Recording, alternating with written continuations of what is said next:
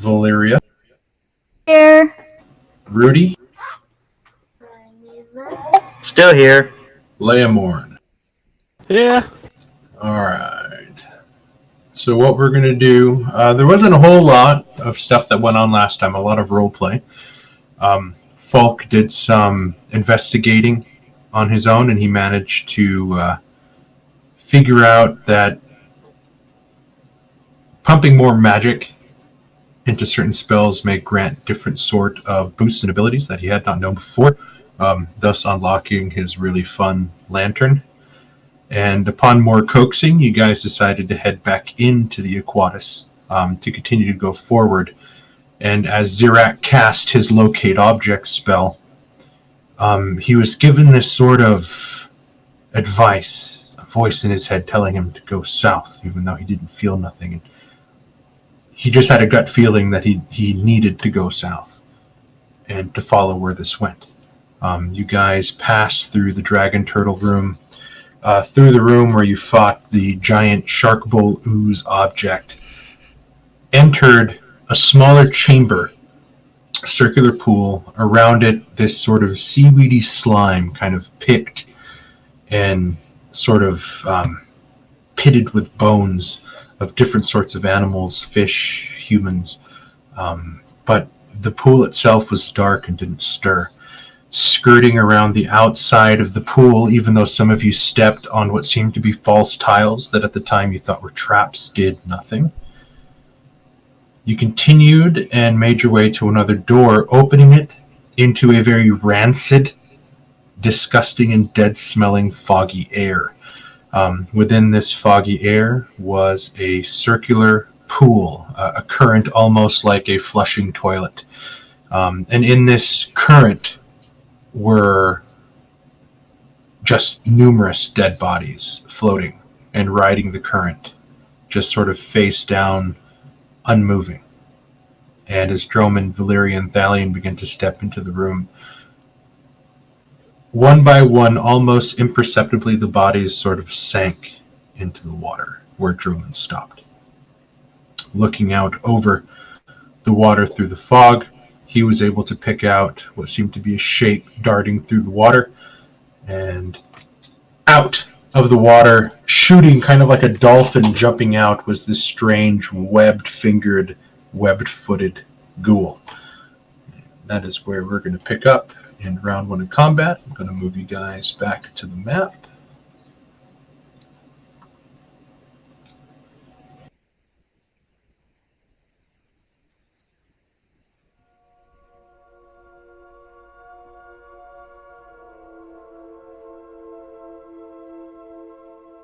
So I need all of you guys to go ahead and roll initiative, and we're going to pick up here.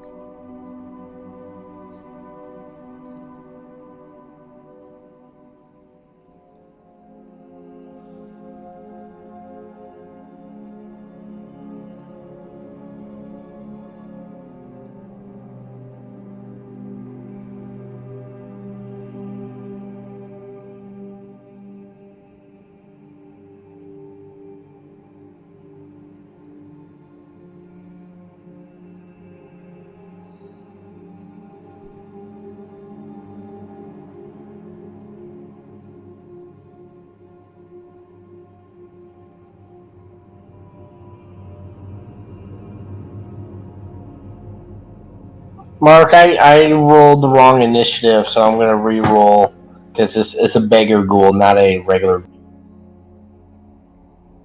It's okay. There might not be that much of a difference. So. Okay. Well, I have the correct sheet up at least.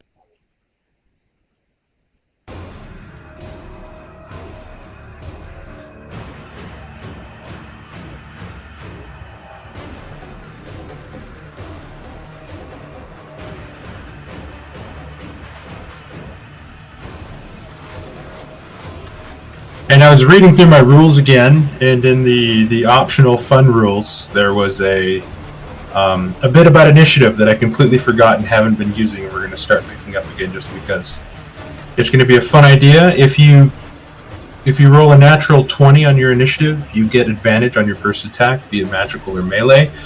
If you roll a -1 on your initiative, you get disadvantage on your first attack, be it magical or melee. So Thalion, we're You going to mean pick a up natural one, not a negative? What? It's still a negative. It's a pretty. I'm like, how do you get a negative on a die? You never know. It You can roll happen. a 1 and you have a -2 modifier. Thank you. I did Brian. that once. I can't remember who I did that one once, but I think I attacked and I I. was about to say, I know someone did that. I do it all the time with zombies. Here's here. I think I remember someone got like a -3 on persuasion before. Thalion, we're going to pick up with you at the top of initiative. You have advantage on your first attack. Everyone guards up. And I will step momentarily. Well, I'm gonna step in front of Valeria, swinging my axe end of the halberd to try and clip this thing and see if I can take it out before jumping to her right. Okay.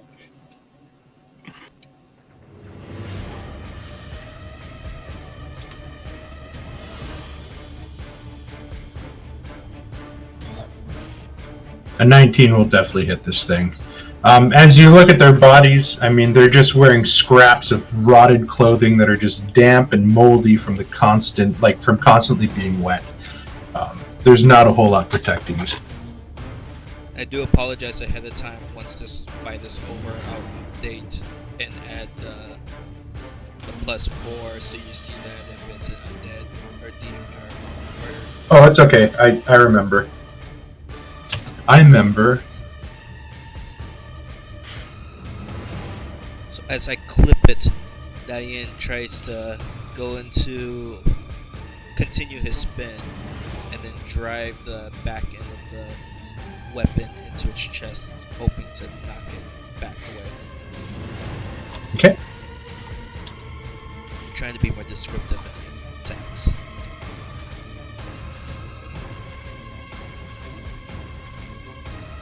That one wasn't with advantage, was it?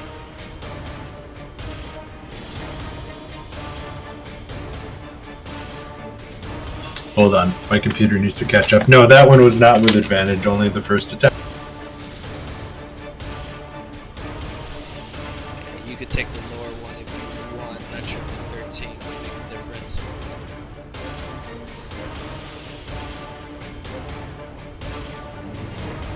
A 13 does hit, so go ahead and roll damage.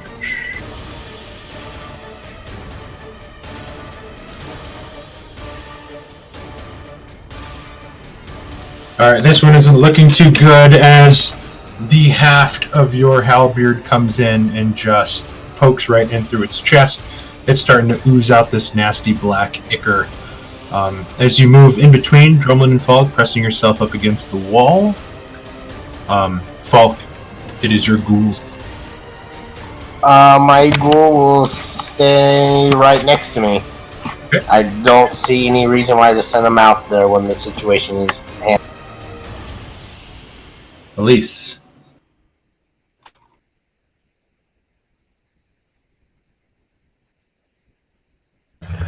Okay. For a second.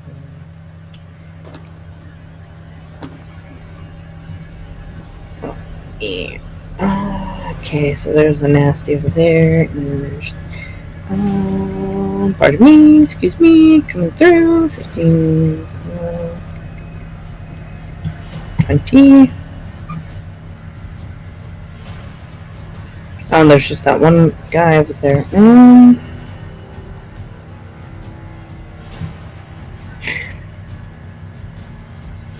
Let me see.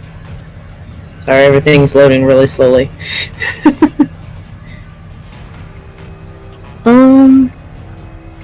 I should be close enough. I'm gonna Vicious Mockery that the green one. Okay. Ah, where did it go? Dang it. Oh, it's definitely going to fail that, so go ahead and hit your damage. You might actually kill. Had exactly 4 hit points left, so it dies from some. Whatever humanity was left within its brain just could not handle that wicked burn. And it just dies and it falls into the spinning toilet and just starts floating around. Lovely. And that'll be it for me.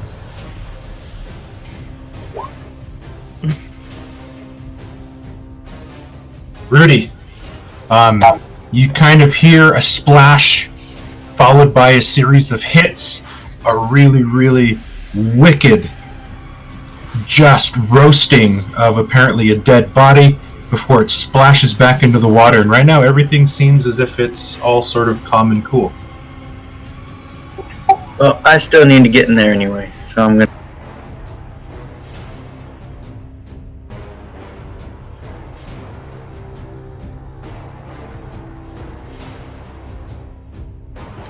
I'm going to stop right there, and I'm going to. I'll just take the dodge act. Okay. This guy's actually dead. Falk, it is. I will move into the room. It seems like, are we done? Can we?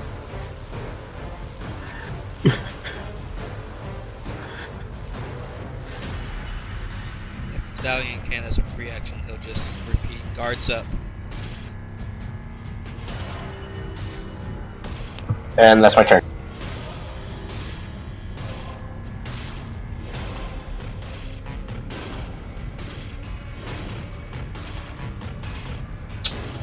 You watch almost as a ripple of water is moving towards you, Rudy. And you watch as another one of these bodies sort of jumps out and goes into like this weird flying crouch towards you.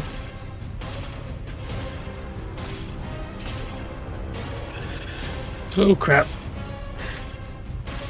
Move here, which is within 10 feet of you, Thalion. Seeing the creature leap out, I'm going to try and stab out as fast as possible.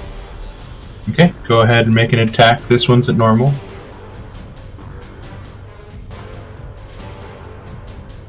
And it is going to make an attack at disadvantage against Rudy, who is in a very ready defensive stance. 17 does hit, though. That is a 16, Rudy. Does that hit you? That's exactly what he needed. Oh, son of a gun. Okay. I need a Constitution saving throw from you. Actually, I'm going to interject my ward between Rudy and the creature, and my ward will take the 10 points of damage, and Rudy is not hit.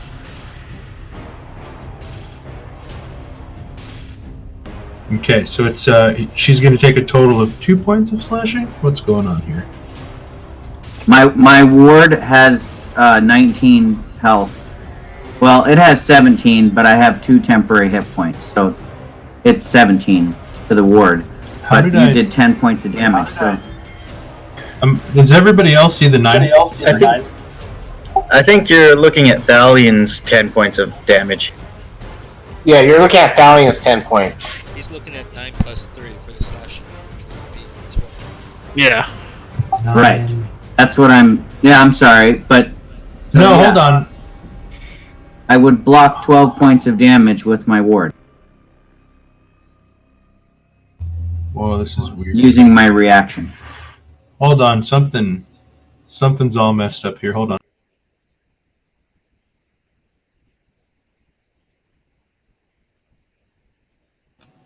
Attack. 4. Okay. That was weird. Oh, 10 is better than 13. I like that. Which one is it? Well, here's the thing. It should. I think that it's only 9. For some reason, it's rolling damage twice, which makes no sense. So it's registering that's a crit? Yeah, for some reason, it's registering as a crit, and it. It's a little bizarre. That is weird. It looks like it's rolling 2d4 plus 2, but then it's rolling again 2d4. Yeah, and then another 2d4, but there's Yeah, nothing weird. on my sheet telling it to do that, so Is that with the I'll have to keep poison? that in mind. It doesn't have poison. And I'm going to say that since your arcane ward absorbed all the damage, Rudy does not have to give me a constitution saving throw to fend off paralysis. So what am I taking on the ward? It's the 9, right? Yes, you're going to take 9, and that's Okay. going to be... I don't know why it's rolling that extra one, but it did it twice. Okay. All right. Scar Shadow's You're turn. welcome, Rudy. Yes, thanks for the save. Guard Shadow is going to kind of go low, go back a few steps, and then try and charge this thing to finish it off. Okay. Don't miss.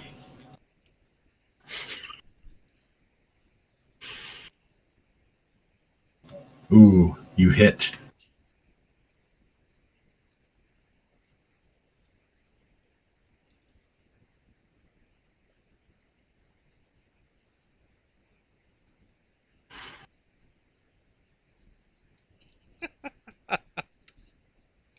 If you missed, you would have been swimming in the dead water. I had a feeling when you said don't miss. After Okay. it dies, Guard Shadow kind of goes low to try and stay alert and steps back in front of Xeric. Droman to splash to your south. As you look down as one splashes up, it's going to go 15, 20, 25.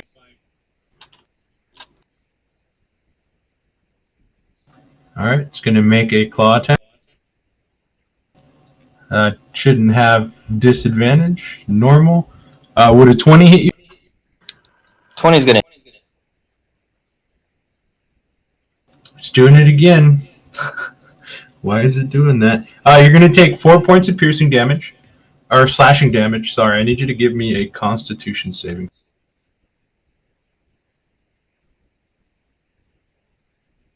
Okay, you are now paralyzed for 1 minute. As your body and joints sort of seize up from the burning pain that seems to be spreading, causing this sort of pseudo-petrification to Can your I still skin. use my reaction to Hellish Rebuke it? Yes, and you should be able to.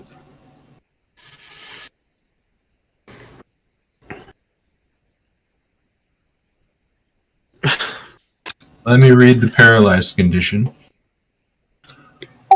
Alright. You're incapacitated, so I don't think you can...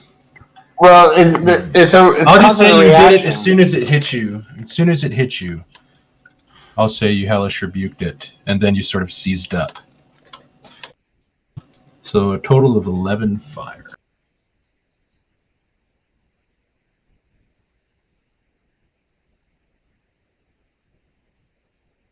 Hey, guy, Did it make his deck save? It has to make a deck save, right?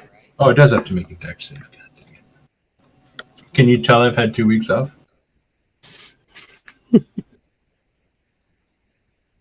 17. So it'll take half of that. So it'll take 5. So I will add. I'll just add.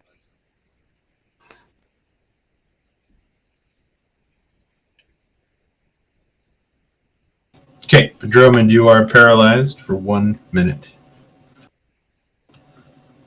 That's that guy. Xerac, it is your turn. There seems to be more and more of these things randomly jumping out of the poo water. Actually, I was gonna let Valeria go before me, if that's Oh. okay. No problem. Valeria, there are more of these things jumping out of the poo water. Okay. I'm going to cast the Sacred Flame first. Okay?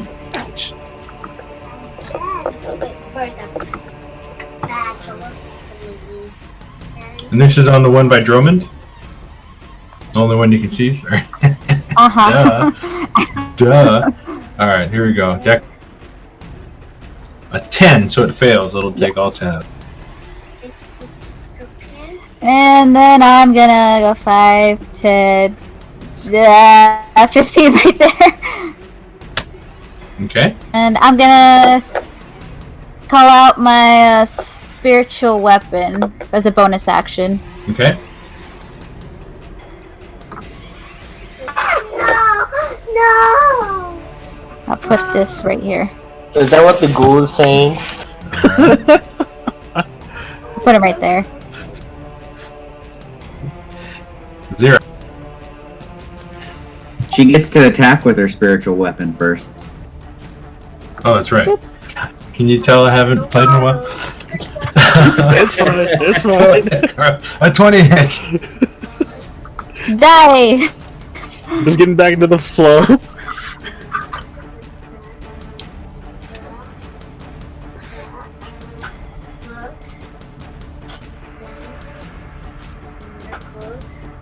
It had exactly 6 hits left. You guys are making this too fun for me. Splat against the wall. Alright, so now I will step just 5 feet here into the room in front of Garshadow so I can better scan the pool. If it has been less than 10 minutes since I cast locate object, I'll maintain my concentration on it. But I would like to... You said the Go ahead. master phrase of scan the pool, so just go ahead and give me a perception check as you walk. Yes, I was actually going to use my action to look at the pool and see if I see any more ripples. Okay. So I could point out where the next attack might come from.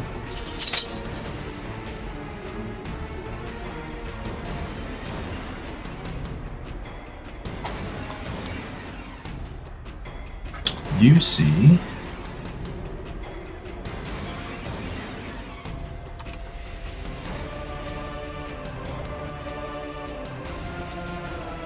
those two. Alright, so I'll just kind of wave my hand and say, Elise, Rudy, look out! They're coming from your direction. And that will end my turn.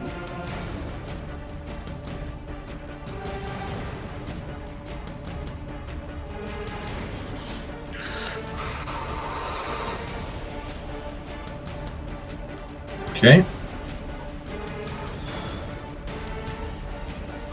Thalion, Valyria, you notice another one splash up out of the water, landing here.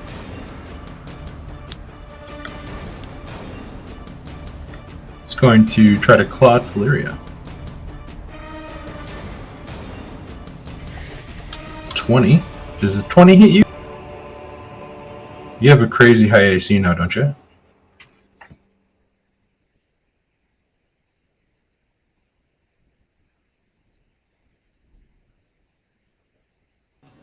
Okay.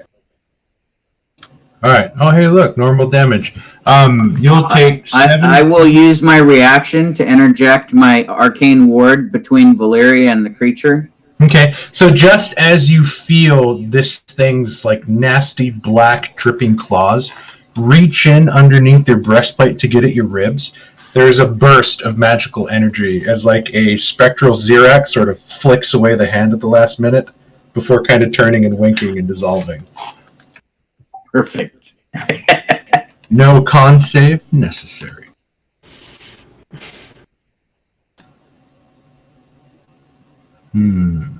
This guy is going to go 5, 10, 15, jumping out of the water, 20, 25, and it's going to attack Elise. Man, Firefox is really slow. Okay, Elise, you got a claw attack coming at you for 20. You will take Mark? 9 points of slashing unless... No, I used my reaction. Does this one have a turn, or did it just use its turn to move? You spotted that one, but it's not its turn yet. So you spotted that one sort of moving, and it's sort of just, it's kind of like in... Oh, gotcha, until it's its okay. turn.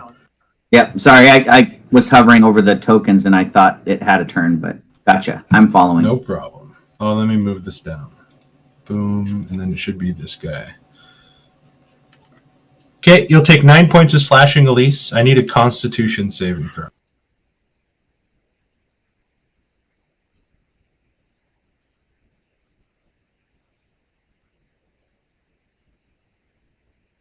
Okay, Elise. It sinks in and you feel this burning pain, and then you begin to feel your muscles seize and sort of cramp in on themselves as you are unable to move, and you are now paralyzed for the next minute. I told you to watch out. Ooh, this is going to get nasty. Okay, and it is this guy's turn, the one that Ken pointed out. It's going to go 5, 10, 15, 20, and it's going to bite down at Elise with advantage.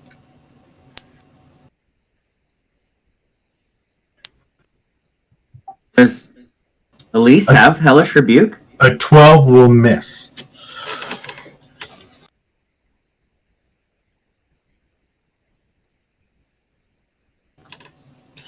It came in a little too fast, Elise, and as you were still sort of fighting off the urge and becoming paralyzed, you managed to get out of the way just in time. Yeah, unfortunately, she is a variant, so no, she doesn't get it. She was just reveling in the fact that she can literally insult something to death just for too long. There. She's happy with being able to fly. Yeah. She's happy with being able to fly, then spurt fire back at people.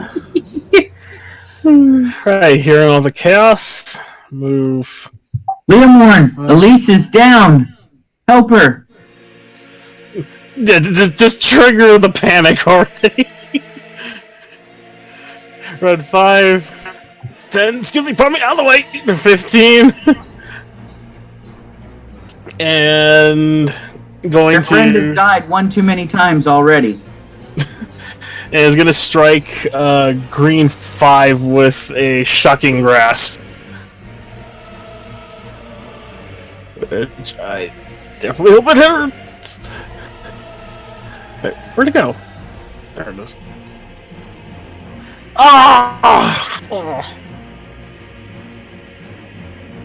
You can't be serious.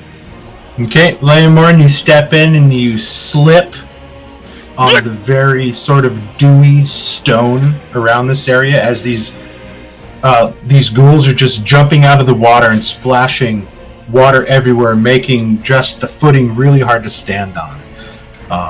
And you sort of slip and miss and kind of shoot your electricity up in the air a little bit before you kind of gather yourself. The next attack on you has advantage. Oh, bloody hell! You gonna stay there? Yeah, I'm gonna have to stay there, because I know if I move, that thing's gonna try to take a nab at me. Okay. Drummond, you are currently paralyzed. Please give me another Constitution saving throw. You succeed. You manage to shake off the effects of the paralysis, ending your turn. This guy is going to swim up. I think he's the last one.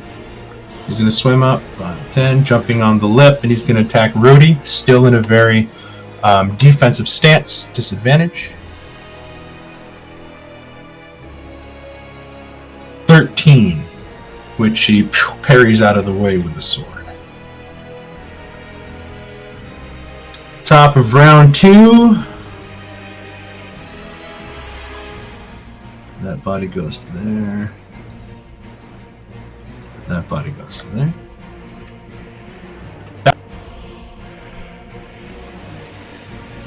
Seeing the ghoul that's near Valeria, I'm going to stab at it and then try and thrust it back into the pool as well. Okay. Let's go ahead and make your attack. 11 is going to miss as it sort of deftly ducks out of the way now, 15. sort of eyeing you and then eyeing Valeria at the same time, wondering which one it should go after. Mark. Oh, +4. Is it +4 or +2? 4. 4. That will hit. Sorry. It's been a long day.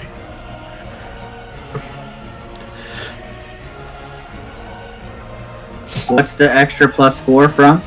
His favorite enemy is undead. Oh, gotcha. That was a big chunk of damage. Go ahead and spin and make your next attack. That'll definitely hit. Holy cow. And it's dead. And as I finish my spin, I look over the guard's shadow and kind of do like a whistle, triggering him to use his reaction to bite down the one that bit down on the wrist. Okay, so the one closest to the wall. Yes. Go ahead and make your attack. 21 will hit.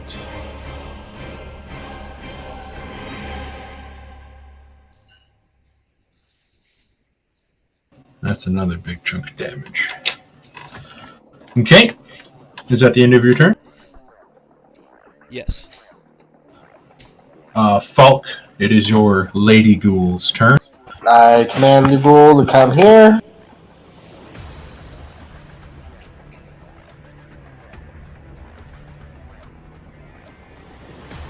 Go there, and it's going to attack number 4.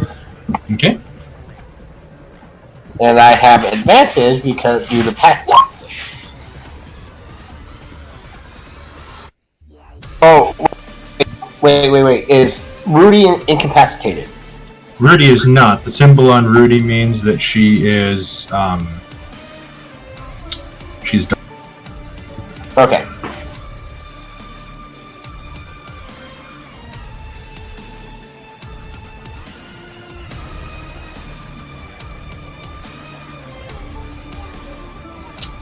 The 23 will definitely hit.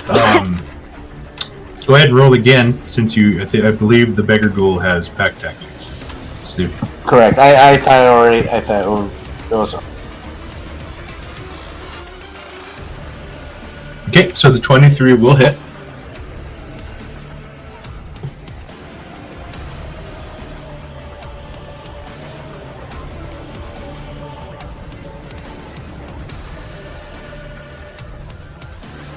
Seven points of piercing damage. It bites and starts and takes a chunk of flesh out of it. Just cannibalism at its best. And that will be the rules. Okay, Elise, you are currently paralyzed. Go ahead and give me another Constitution saving throw, please.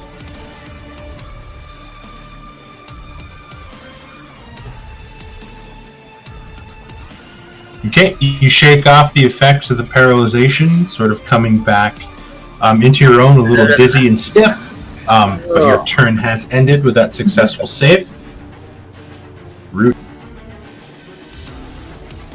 Rudy is going to attack green 5.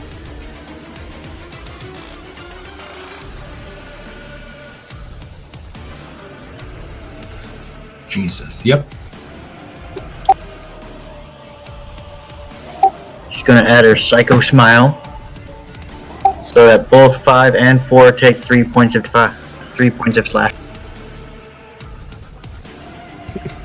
Psycho Smile. I can't get over the names of your flourishes. That's all three of them, right?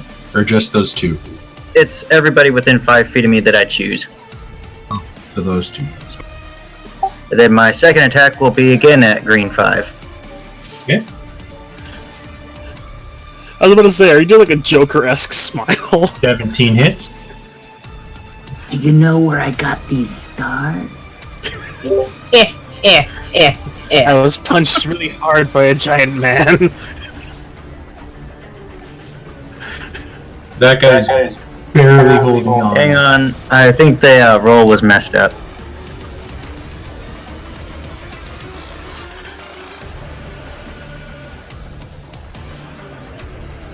Whoa. Rolling 4 plus 3 plus 4.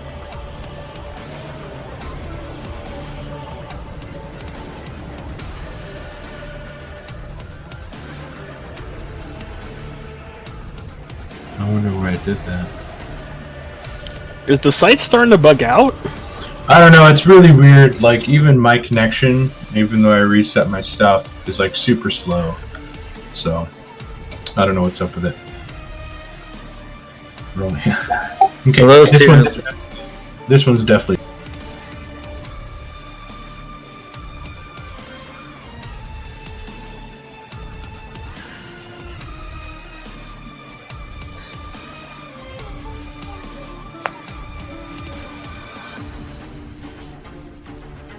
All right, that will be my turn.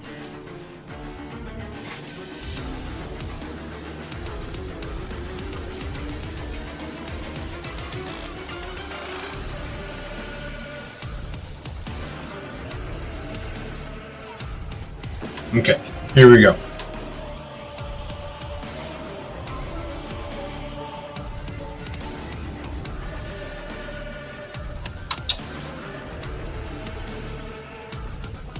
Zirak, Falk,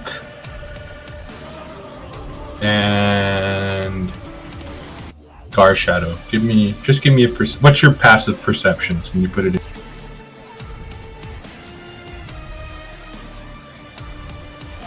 You talking to me? Zirak, Falk, and Garshadow.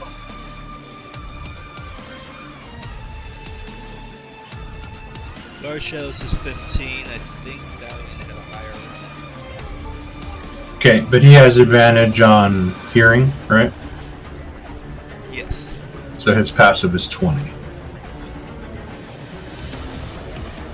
Okay, so you guys watch as Garshadow turns around and looks back behind you, Falk and Zirak, and you watch as emerging from the pool that you guys left behind you is a strange, long-limbed, almost like bluish-green skin. The hair itself looks as if it has grown to camouflage itself in kelp, as these large, bony, clawed hands begin to emerge forth this large creature. Oh, fuck.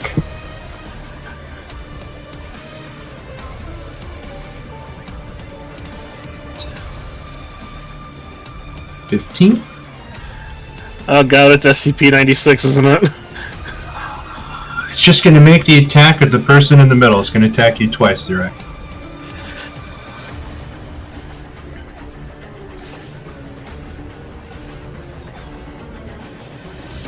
Oh god. Okay. 17, Zirak.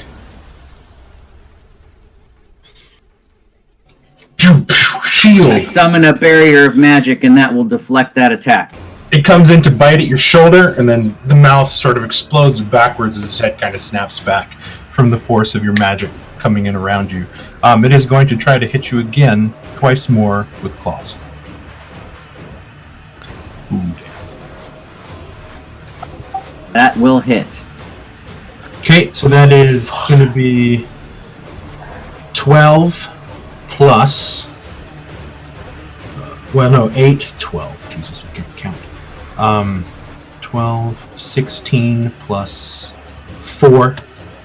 So that's going to be 20 total damage. Your concentration check succeeds. That is 20 points of damage on the first attack. And its right hand is going to shoot out, and it's going to try to hit Falk. But you said it was going to attack Zirak twice. That's when I only thought it had 2 attacks, but it has 3 attacks. I'm going to share the love. 12. Does 12 hit Falk? I think a 12 does hit you. I have an 11 AC. Oh, yes. I lucked out. Do you have shield? I do not. I'm a necromancer. I can't cast aberration spells. That's right. Fun stuff. Falk, you will take 11 points of slashing as its long clawed hand just rakes across your belly, as this thing is now trying to get at all of you in the back. Falk, it is...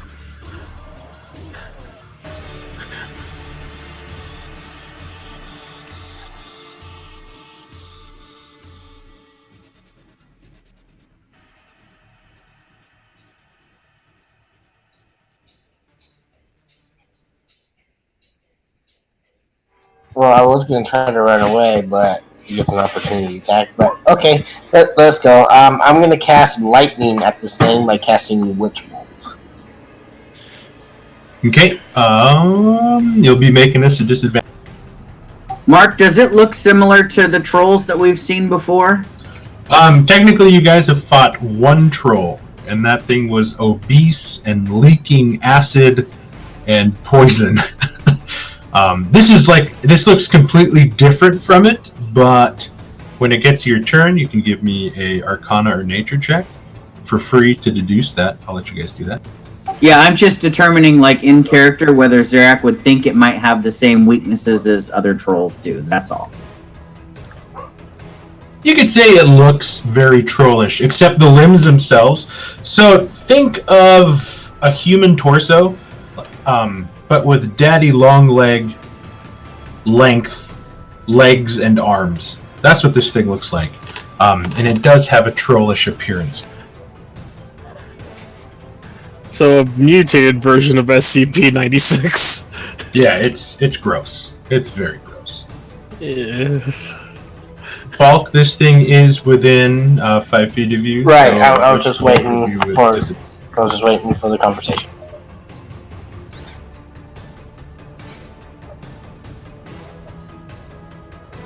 A 10 misses.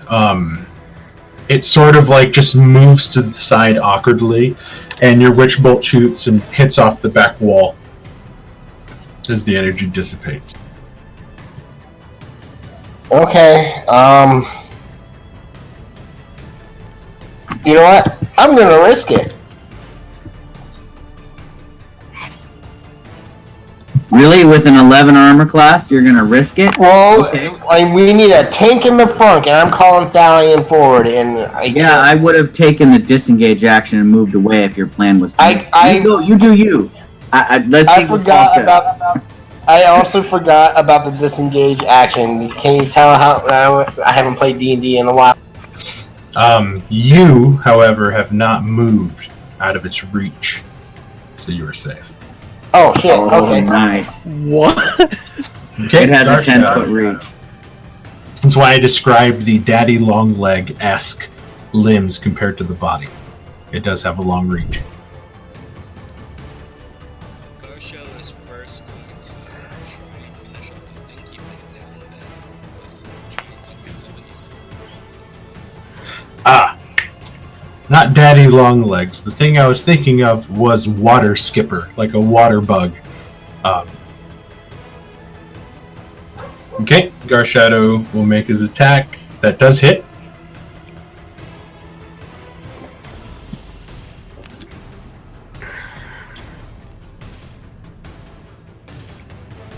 That thing is barely holding on by a thread.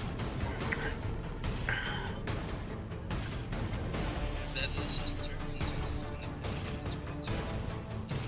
at 22. Okay, this guy is dead. Valyria.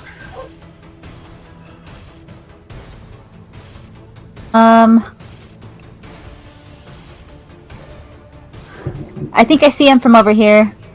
I'm gonna set a sacred flame at the whatever this thing is. At the big guy?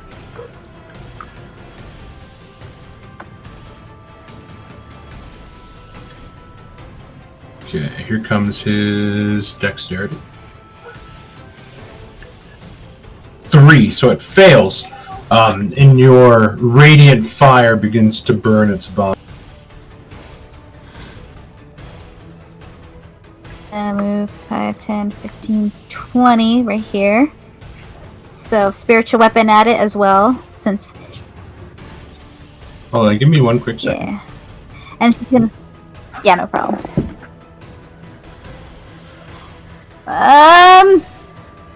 Should we run?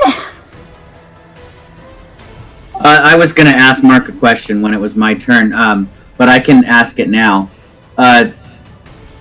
Is it blocking the doors from being closed? Like, are the doors open to us, or are they open on its side? The doors, you guys opened them towards you when you entered. So it is standing right in the doorway. Okay, then my answer to Valyria is yes, we should run. I can't close the door and bar it from getting to us.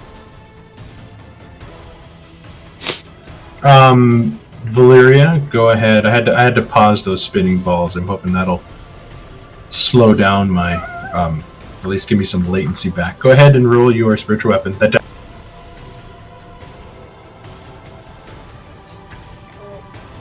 18.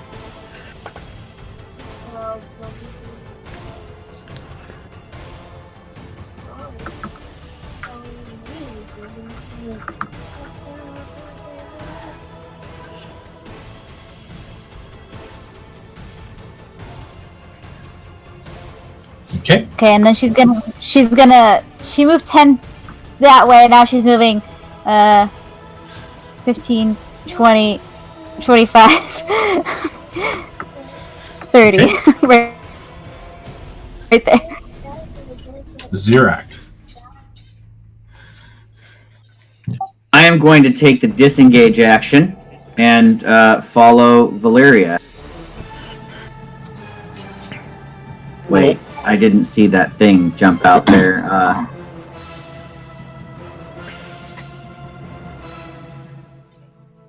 It's going to use its sentinel feet to attack you. No! Fuck you! I'm just joking.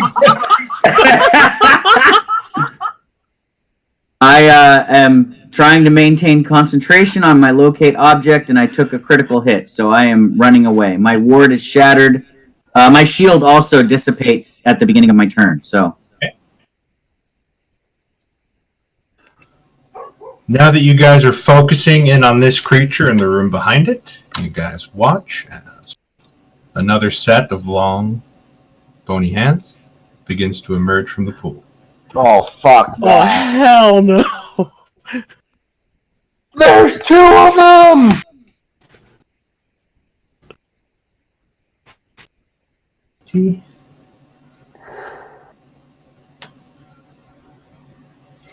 It's going to try to grapple Garshadow.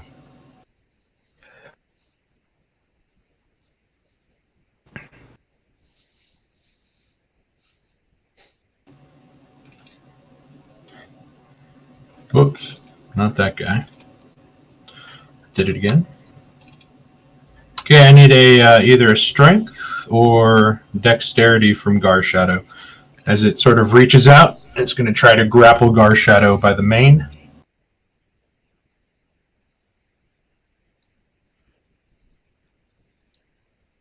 Only strength or dex, or am I able to use acrobatics or athletics?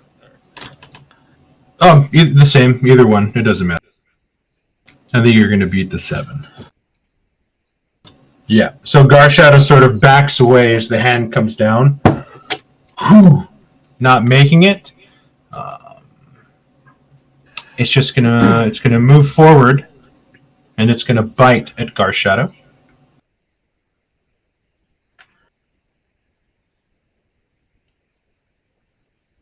$24. That hits. He'll take 6 points of piercing damage, and then he's just gonna throw one of his long hands out and try to backhand Lamor. Oh, great. 26. Oh, yeah, that's definitely a hit. Lamorn, you're going to take 7 points of slashing damage as the claws rake across your chest, and it's going to go for a total of 40 feet there. It does provoke from Garshadow, Garshadow will bite at it. but I think Garshadow used his reaction to attack one of the ghouls on Thalion's command, so Garshadow cannot attack. That was the first turn. Thalion went. That was the first turn. Was that the first round? Yes.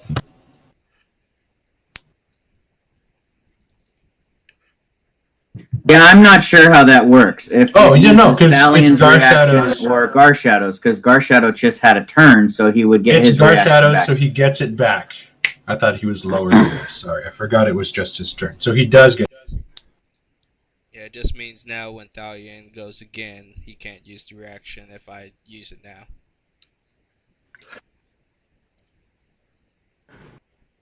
Okay, the 9 misses.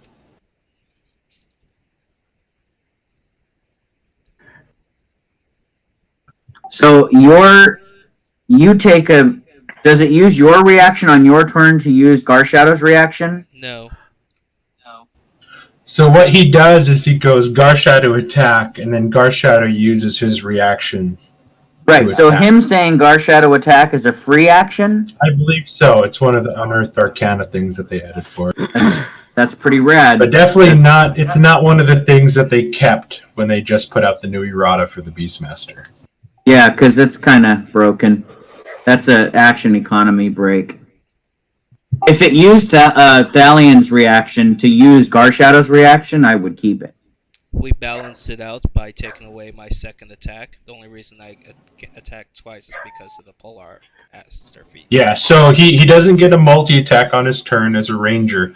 He attacks once, and so he got Polar Master to give him the secondary bonus attack. And then the reaction used from that one was supposed to fill out. Oh, well, yeah, if you're sacrificing an action to use a reaction, that's fair then. I say that's balanced. So that guy's dead. This guy's dead. This guy is still alive. Elise! He's got a taste for flesh. He's coming at you. He's going to try to keep you down. He's going to claw in again. He's coming in for the tickles, and he misses with the tickles. He misses Yeah, with the tick. whoever attacks the poor little guy with 1 hit point, you have advantage. And that is the guy with the wrench, the kid with the wrenches. Leomore, it is your turn. Right. Let's see. Careful. If you move out of that thing's reach, you could provoke from it. Yeah, I know.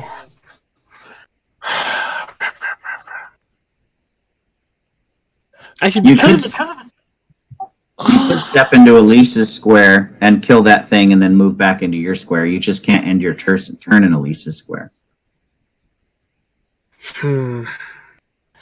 I say, because the thing is reach, would it be affected by a shocking grasp from this far, or do I have to get in close? Shocking grasp is still a You do not have 10-foot long arms. Leomore, Yeah, so you true. have to get in within. You have to get in. You got to get in close. You gotta get a Mark little. did that with me first one time in my homebrew game, but yeah, you don't have 10 foot. All right. Yeah, and if you cast a spell from this range, even though it has a 10-foot melee range, where you're standing, it does not impose disadvantage on any of your spells. Okay. So the left half of my brain wants to do one thing, the right half wants to do the other thing.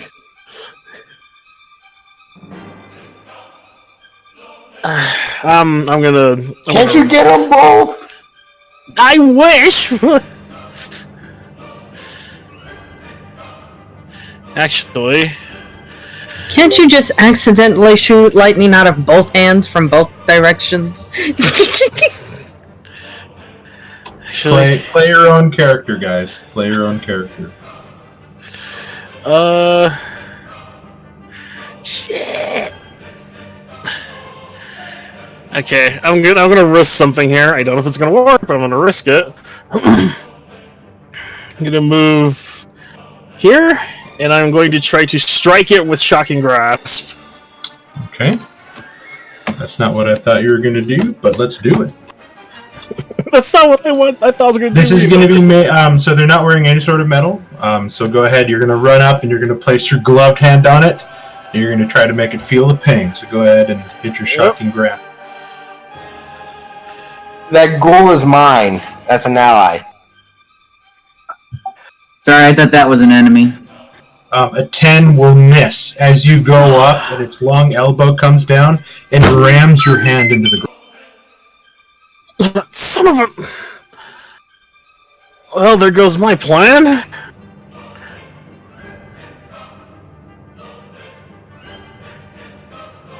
Are you going to stay there? I kind of want to move back, but I don't want to get hit either.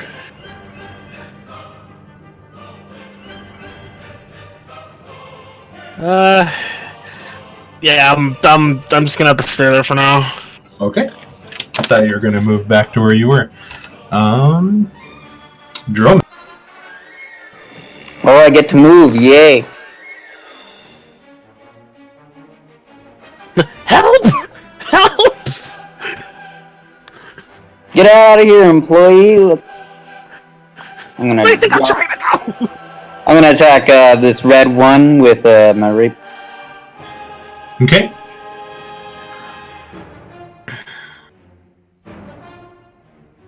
$22 definitely hits.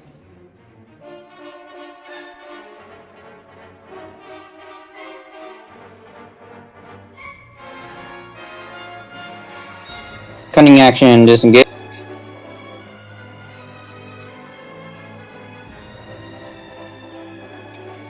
Total of 25 points of damage. And that will be my turn. Yeah, that was a brutal sword work by Alexander. Because I forgot to refresh, so I see Alexander on the chat screen. Secretly, I'm a Dragonborn. Nobody knows. How many layers does he have? He has a god in him. This guy's going to try to attack Rudy. The last, well, I guess not. Technically, not the last name. Oh, yeah. Nope. Whoever attacks that guy's got advantage on the next attack. It is the top of round.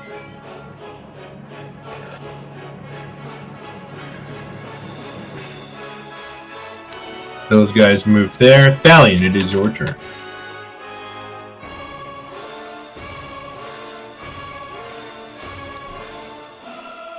Stepping right there, I am going to swing with the axe end, shouting Leomorn duck as I stab forward at this weird creature. I don't know if it's undead yet, do I? Nope. The phone is blowing up here. As I do, I am also eyeing the one near Rudy. Oh, wait. Let me try and swing at this big guy first. You're attacking the troll figure? Yeah, I'm attacking him first. Okay.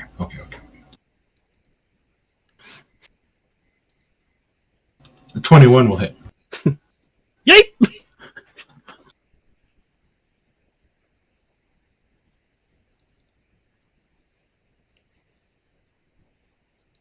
And then I'm gonna spin and kind of say, Rudy, duck also. And see if I can finish off the one there, Rudy.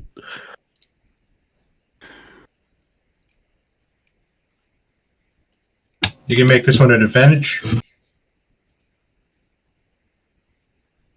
24 will hit. Well, 28 will hit. For 9.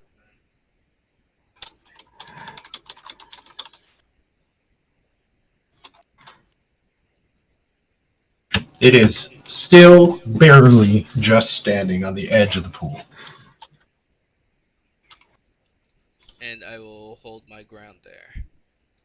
Falk Ghoul. I will command it to finish off that ghoul. Okay, make this attack at advantage.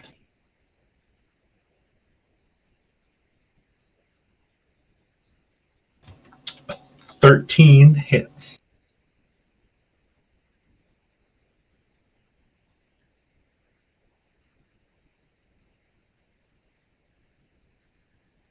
The ghoul grabs and bites deep into the creature's neck, ripping out whatever's left of its larynx as this black ichor just starts gushing forward from it, Rudy, and you kind of step back as it falls backwards, clawing at the air into the water.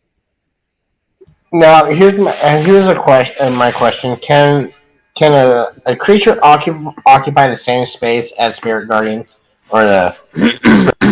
Yes, the spiritual weapon is a spectral thing, so you can stand in there. Okay, my ghoul is going to go right there. Okay.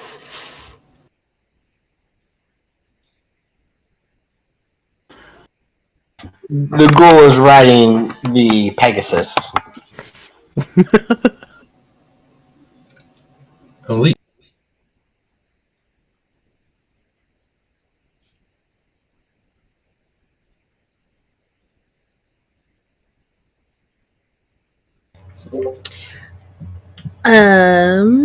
Can I? Oh, gosh, wait. Let me see if this thing is. Because that green 2 is still standing there, right? Like he's still barely hanging. He is barely hanging on. Okay. You're looking at him bleeding and cut. You don't think it's going to take much to push this thing over. Oh, hot dang. Okay. Shoot.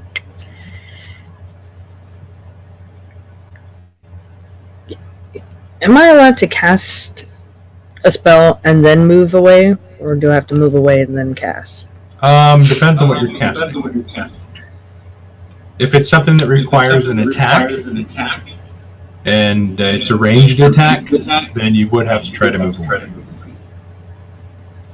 Because you can't be within 5 feet. But if it's something that requires a save, you're fine. Okay, so if it requires a save, I can just cast it and move, right? Yep. Okay. I was just going to cast Vicious Mockery at it and then move away. Save spells. I too like to live dangerously. 18. So it's going to succeed on the Vicious Mockery. Hanging on by 1 HP. So I was like, God dang. You guys I have don't found my ghoul tank. I'm still going to move away. Okay, you're going to take 2 attacks of opportunity. One from the ghoul and one from the Kuzu. Alright. So the ghoul is going to reach out with its claws first, in case you fail the con save. That's a 20. Yep. You'll take 10 points of slashing. I need a Constitution saving throw.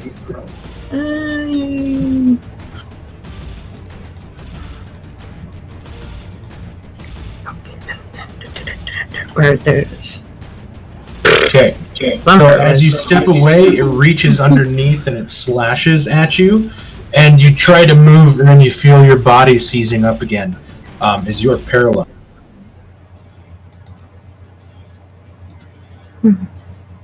I tried to move. I tried. Rudy, it is your turn. I'm going to go up and I'm going to show Elise how it's done. Go ahead and make an attack at advantage. At advantage? He rolled a crit fail on his first attack. 27 hits. Lop it, chop it, send it home. I will cleave it completely in 2. The last of... at least since you can't move out of the way, you're just drenched in black ichor.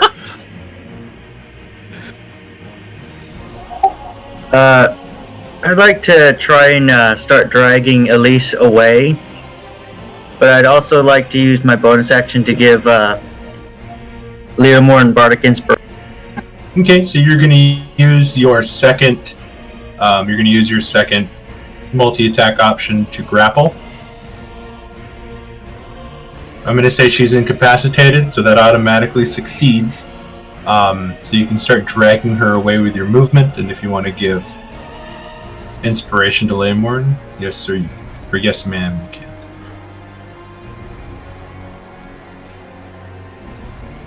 I'll move her here and now say to Leomorn, get a move on! Not quite as inspiring as it sounds. And that is forced movement, so dragging Elise from there does not provoke an attack of opportunity. I have her over my shoulders right now. Nice. Like a sack of potatoes. Okay, so I'll say technically you guys are kind of in the same square. Oh boy, this is going to be fun. I need Leomorn, Thalion, Elise and Rudy to make a dexterity saving throw as you watch this creature begin to, like, his stomach distends outwards like a nasty, like, instant pregnation, and then he opens his mouth and just this large shooting gush of bile shoots out. Oh my god, Valeria. I'm so glad we weren't standing near that. That would have gotten I'm in right next to him, but everything. So I'm going to use my inspiration I got last turn to get advantage of. That's only a 15-foot cone, so it's going to go out to here, and then up to Thalion, and then up to... Oh. Where'd your ghoul go? Oh, there's your ghoul. Your ghoul's out of there. Okay. Thalion, that's a failure, failure, success, success.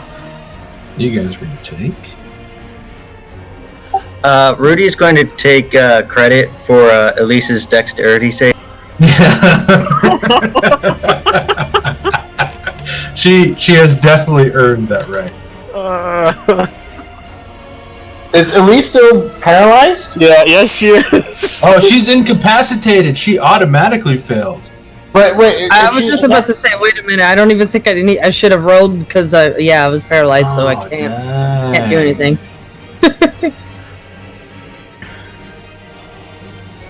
Okay, Thalion, Lamorn, and Elise will take 20 points of vile acid damage. Rudy will take 10. And that is the end of its turn. Fall. So it literally digests its food outside of its body before it eats it. I love it. That's And great. it's burning. Like, you guys are in a serious amount of pain as you're bathed in this stuff. Even you, Rudy, not getting all of it on you. The parts Elise took most of it. Yeah, you used her as a shield. Oh god. I swung the wrong way. Falk, you just watched everybody get drenched in this nasty, slimy bile, and you can smell their skin burning and mixing with the acrid scent of it. It is terrible. Oh, wait, Yeah, I'm going to disengage. Okay. What was that bile?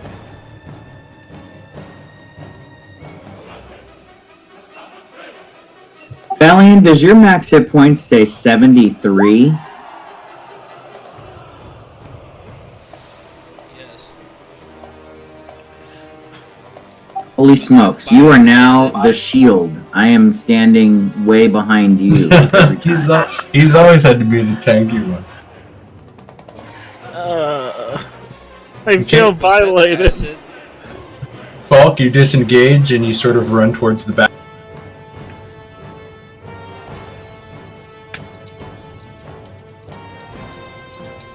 Yep, that's my turn. Okay. Garsha. I think that was acid. It's acid damage. The stomach acid.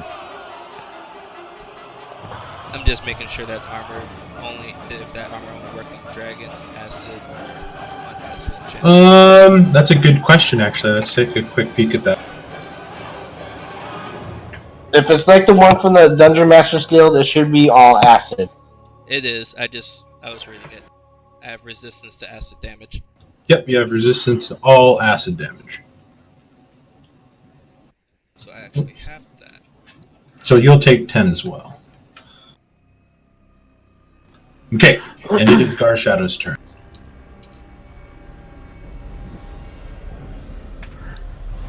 Garshadow is going to bite at this thing that he just saw spew out at his family.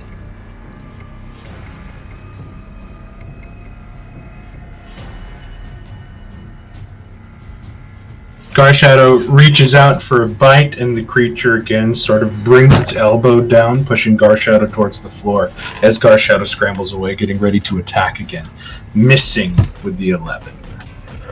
Valyria. Is Garshadow going to move? Stay there. It's going to stay there. Okay.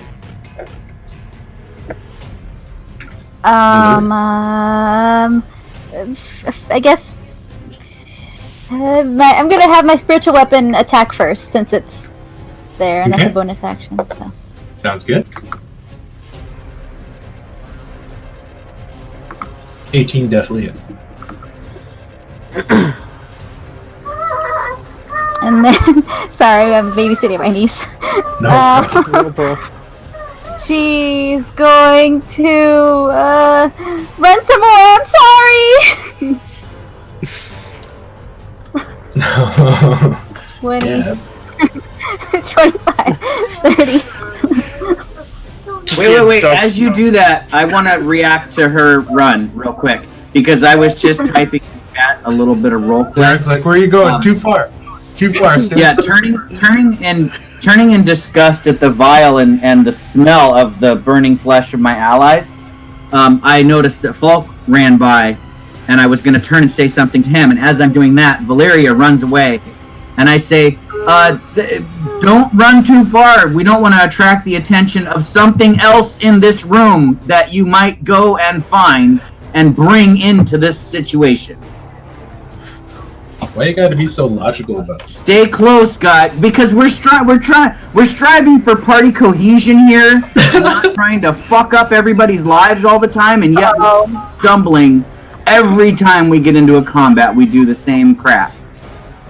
So, Zerak, we had this big talk about strategy, and I'm trying to remind the group, hey, let's stay strategic. Keep your head. Valeria, you still have an action. So yeah, I'm trying to role play that out. So that's what Zerak's doing. Keep your heads, guys. Don't run away too far. You're just talking to a dust outline of Valeria. Do not falter under pressure or fear. I'm doing a smack my head moment. Like, again? Oh my god. Valeria, you still have an action, and as your DM, I say touch everything. Yeah, of course you do, Mark. I love it. Open every door. Touch everything. No, that's as far as I can go. Okay, you have an action. If you want to use it to dash to run away more, would I'm you like just to gonna. Can I take the dodge action? You can take the dodge action if you want. Good Yeah. choice, because if you ran away more, I was gonna levitate you up to the fucking ceiling. Zerak. Alright, so after saying my piece there, kind of trying to tell my party to keep their heads, I will step to the side a bit in front of Falk to get a better view of the enemy that's up by the group that, puked all over them. And still trying to hold my concentration on my locate object spell. I'm going to launch a firebolt at it. Okay. And I do apologize. I forgot on its turn to describe to those of you standing there, you were watching as the wounds on its body were beginning to heal themselves. Oh, awesome. With the +8. I mean, how could you miss? But you could roll a 2 and then... That does unfortunately miss.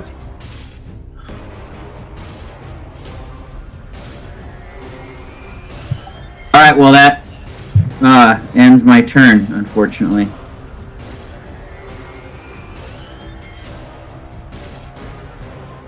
Give me one quick second, please.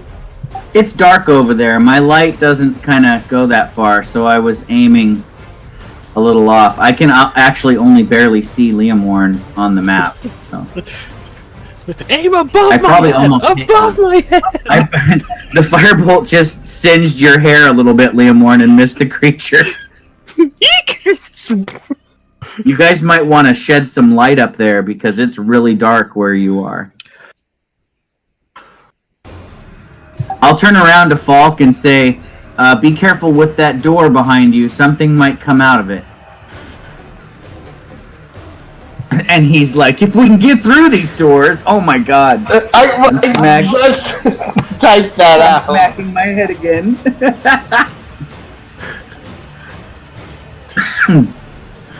See, the logical side is saying Yeah. strategy, but the survival side is saying hell no. He's gonna go through the door and shut it and lock it, and then there's gonna be something in there that's gonna rip him to pieces. A Tarask. So So dark vision allows you to see in darkness as if it's dim light. So you still have disadvantage on perception checks with dark vision in the dark. So you don't see perfectly fine. You also don't see color. It's kind of a mistake for a lot of people to think that dark vision just lets you see in the dark. You see better in the dark than a human, but it's still not perfect. That's why most dwarves still light up their underground living spaces, because it's not convenient to just run around. Yeah. Well, dark vision only allows you to see things in like grayscale anyways, so you can't actually tell color of anything or find details. You can only kind of see like splotches. Kind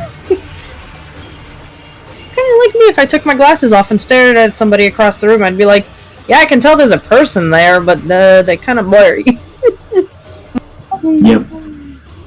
They may be human. I'm not really sure. Yeah, exactly. I can kind of tell that possibly might be a person, I think. I don't know, it looks like a blur of colors and skin, I think. Okay. I had to look up a rule really quick. It is Red 2's turn. Red 2 is going to move forward, and it is going to try to overrun Leomorn and shove past him. What? Leomorn, this is going to be a strength competition. Oh, great! Does that also include Garsha, though? No, because I'm just going to try to squeeze through Leomorn's space.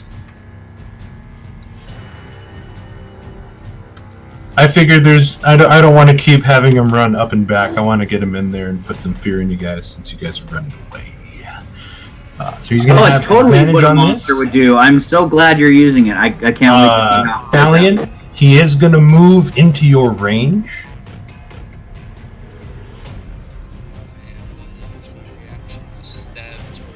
Leomorn, he's going to try to push past you. I need a strength check, please. But he only rolled a 13. The 22 will hit down. Hope it gets his eye. Can the player use athletics, Mark, since you looked it up? If he is proficient, Yep. I will let him use it. Awesome. Because it's called overrun, but you're pretty much doing like a shove action, but it's not shove, because there's overrun and then there's shove aside. But he's going to use the overrun, which gives him advantage, but the advantage didn't help him. So you can go ahead and give me a strength or athletics check, Leomorn. Depends on which one you want to use. That suck. I suck either way. That's the problem. You could still probably beat a 13, so... It's a saving throw? No, not a saving throw. Just a check, a strength check, or athletics check. Okay. If you push this dude back, it's going to be epic. So if I do anything, it's going to be surprising. Did Rudy give you bardic inspiration? You can use it on ability check. You can. So you could add whatever his bardic inspiration die is to your roll. God, I'm in that weird window where I really need some caffeine, but I also want to sleep later. And what's the bardic inspiration now? It's a D6 or It's a D8. Okay. D8. So go ahead and click your strength, but don't roll your D8 yet. Alright. So go ahead and click your strength check, because you can beat it. Okay, roll your D8. You can match it. If you match it, Yep. you hold the dam. You hold the door.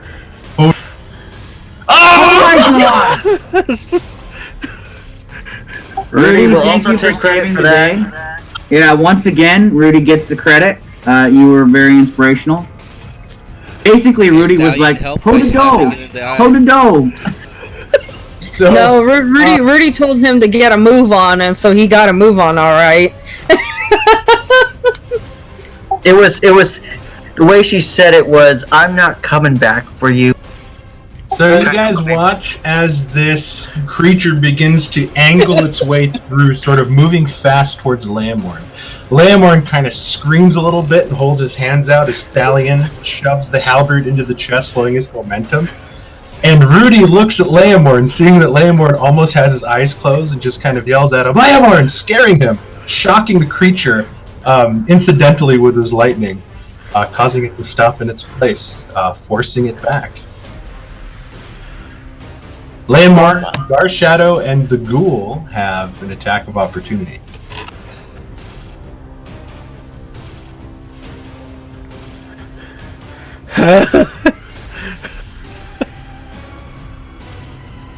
So Garshadow, Leomorn, Garshadow, that's a miss. That is a success. Go ahead and roll damage for the Beggar Ghoul. And wait, which one are we attacking? This one right here had to move away as it got pushed back. Now, he needs to make a con Give me a quick save. second. Give me a quick second. I need to make the con save. He is very... Yeah, he's got a lot of cons. So here we go. 22. Okay, he then fends never off- mind. I had a... Leomorn, go. Does it matter any type of spell or? I believe you're not a warcaster, so you can't cast a spell. I have reaction. Warcaster. So as a warcaster, you can shocking grasp. All right, yeah, I'll chance it. 21 hits.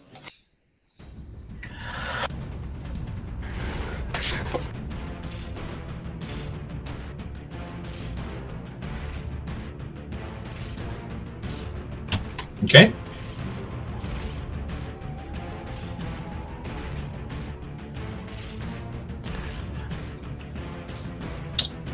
I think all these little guys should be dead.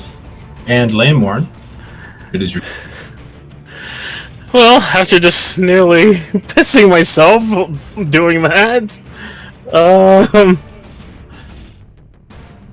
crap! I just gotta move. I just have to move. Okay. But I guess I'll take a disengage, Okay. and I will start clearing the door. Just clearly running by Thigh. Oh yes! Just...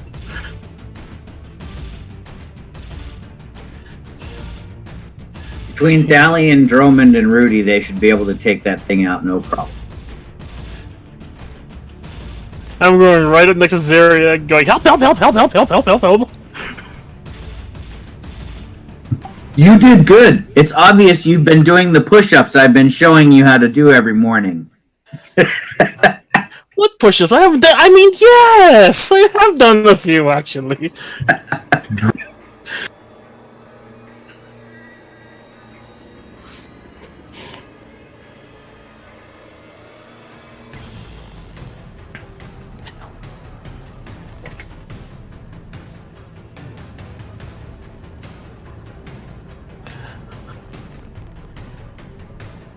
Just let me know, Dromond, if you want me to make your weapon magical again. I'm down for that. Don't you touch my sword. I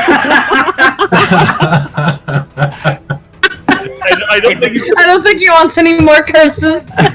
He's gonna stick his sword right in my stomach if I try. Don't think I didn't notice you blocking everybody else's attack except mine. Derwin's like, you stay the hell away from me, you goddamn wizard. Zarek secretly from behind is whispering magical words to his sword. 19.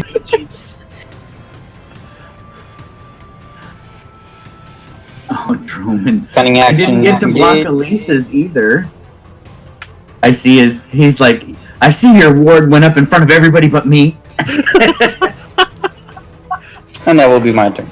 Yeah, you got guys are something against watching tieflings or as something? all the pokes and the slashes against this one are starting to add up. He's not looking very good at all. Top of round 4.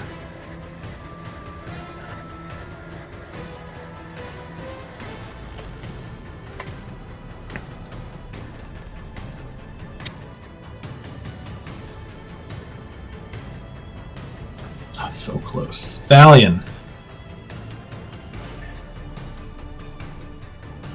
Stallion steps up and kind of looking over his shoulder and just says, "Focus fire, we got this, everyone. Zarek, Leomorn, if you can just help from a range." And then I'm going to stab at this guy.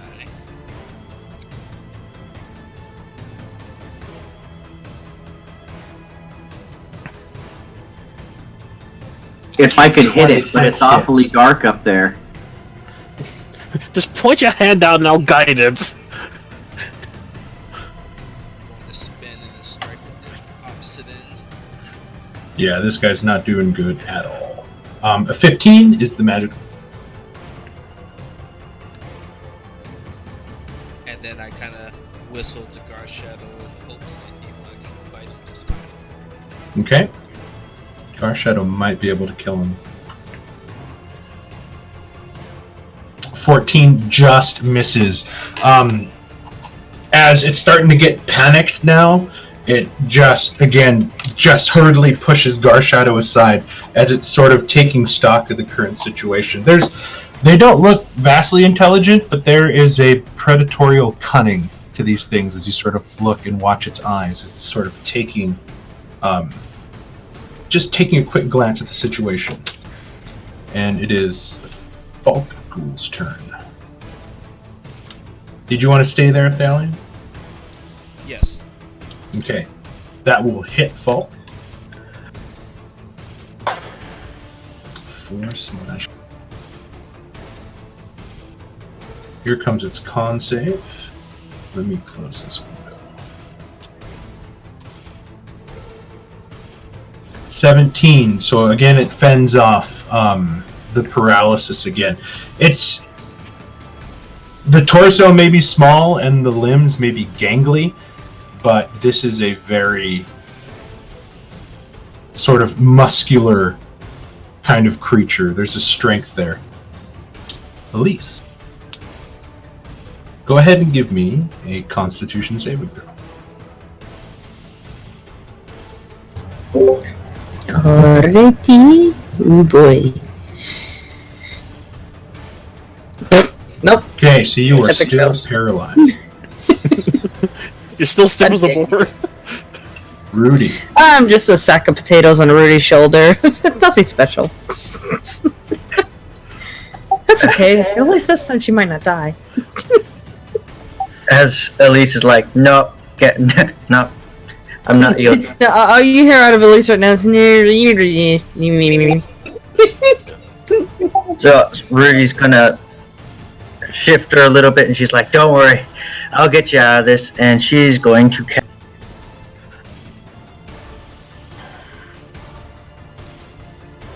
Okay. She's got a little extra step. Okay. She's gonna drag Elise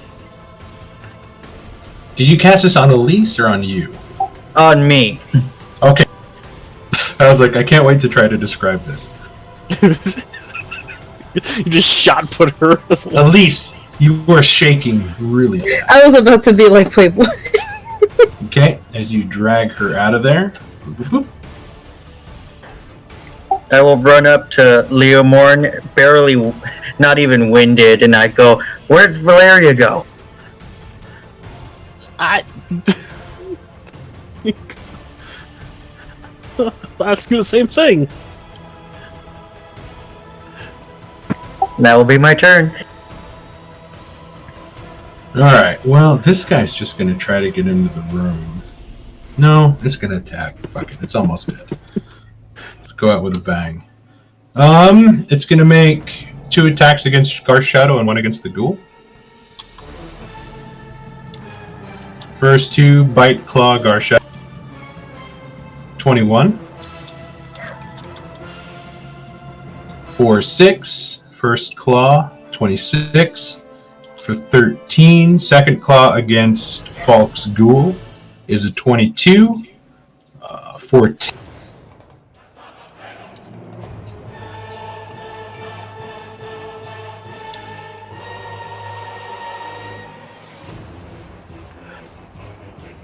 Falk, it is your turn.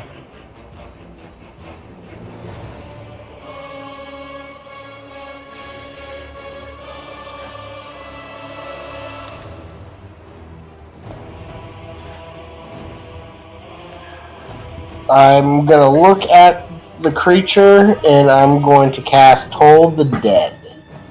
Okay. That's a wisdom save, correct?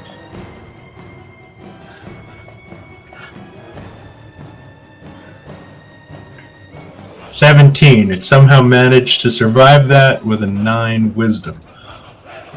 It's taken too much pain, so there's that feral sort of notion where it's just kind of trying to ignore anything mental, and it's just in this state of survival.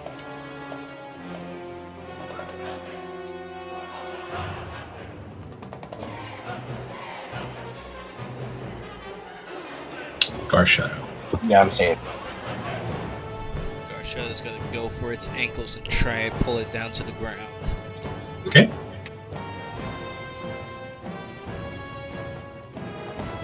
$24 hits.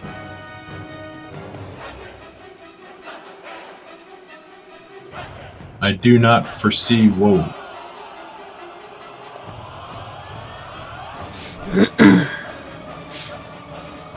There we go. I do not foresee this thing surviving this round. Is that the end of Garshadow's? Yeah.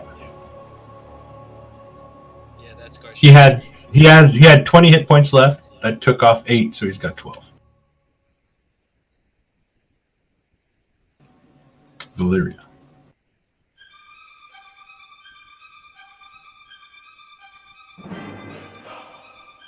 Range. So I guess I'm sending a Sacred Flame at the monster thing. There we go. I thought you guys could see the health bars. I apologize.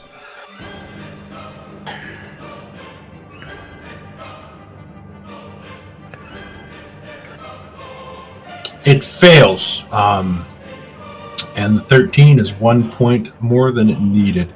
As the sort of radiant fire begins to engulf it, and its skin starts popping and boiling from the divine heat as it falls to the ground in a crumple.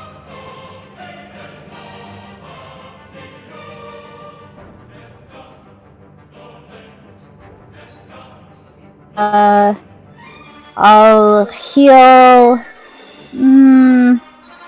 I'll heal Zirak for a little bit. I'll give him a first level spell. Ah! I'm so surprised. Thank you.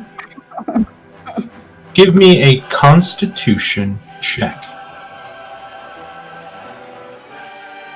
As you begin to cast this healing spell, you watch as the fog begins to coalesce around you, growing thicker and thicker, trying to force its way into your nose and mouth.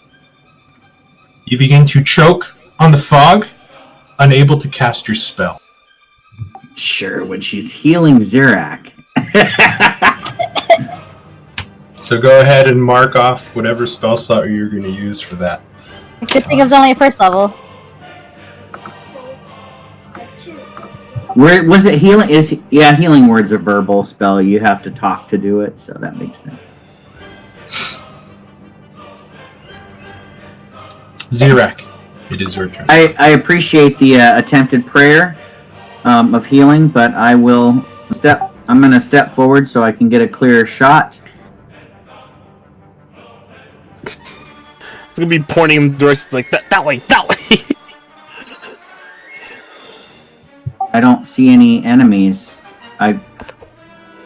You see the one directly in the ground in front of the ghoul and Garshadow that is sort of limp and dead.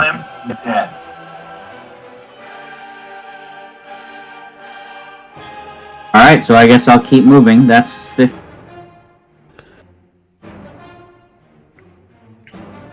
Ah, 30 feet to there, and now I have a clear line of sight to this guy back here. Pulling my new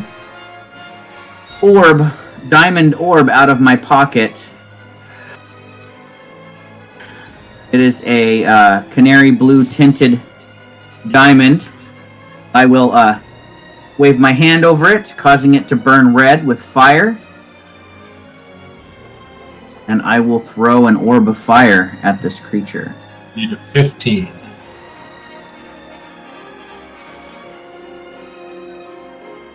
$21 hits.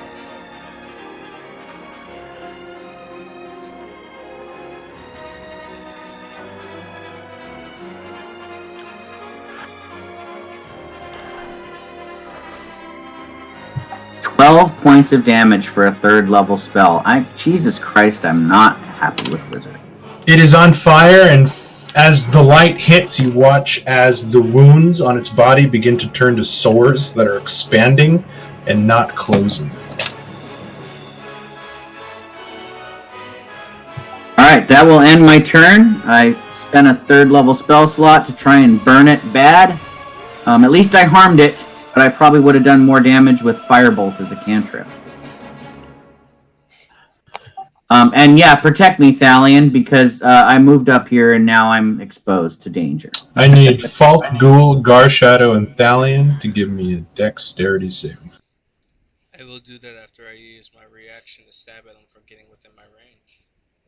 He's 15 feet away. He's not in your range. Sorry, I was looking at the other guy. You already murdered him. Okay? He is dead. I'm sorry, that's a 10. Okay, so that's a fail and a fail, and I need one from Garshadow, please. Garshadow succeeds. So Garshadow and Thalion will half this. You guys will take 7 points, and then the Falk zombie, I assume, melts away to absolute nothingness. Yep, she melts away. She did her job. And taking the fire damage and seeing its companion down, this thing is going to go 5, 10, 15 into the pool. 20, 25, 30, 35, 40. Vanishing underneath the water.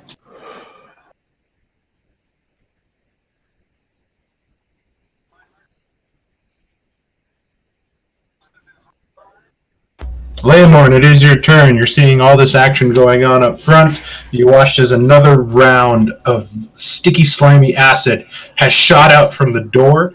The sort of roaring belch, kind of announcing its nastiness. And you're watching as your friends are kind of trying to get the crap off of them. What would you Well, I know we definitely can't stay in this room. I mean, do keep in mind that you cannot see what's going on through that door other than the dead one.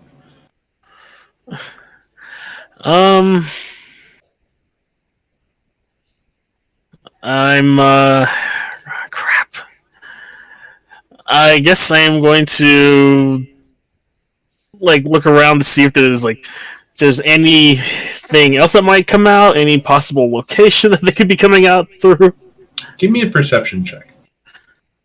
Okay, perception. No, that's persuasion, not perception. You look around and you see the 3 watery orbs. You look and you see a portal directly to the north, the dim light of it sort of pulsing.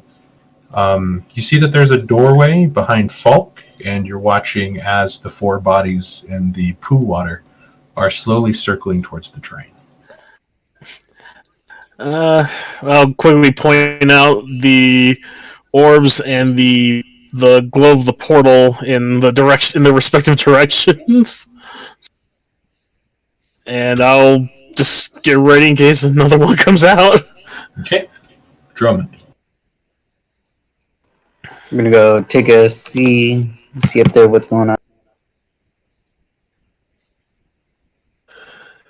Haha! Wait, where'd the other one go?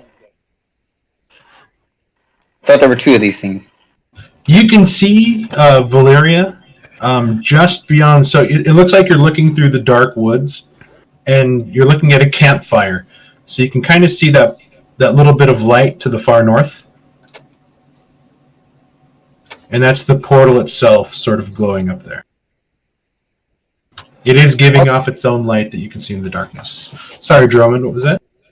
I'll just end my turn here, being like, where'd the other one go? Yeah, you run up and you see that there's one on the ground, and you do not see the other one. However, you see the pool beyond kind of rippling a bit.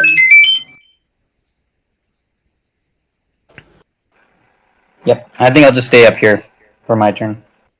Top of round 4. One of the bodies goes thump, disappears. This guy goes here. This guy goes here. And this guy goes here. Valiant.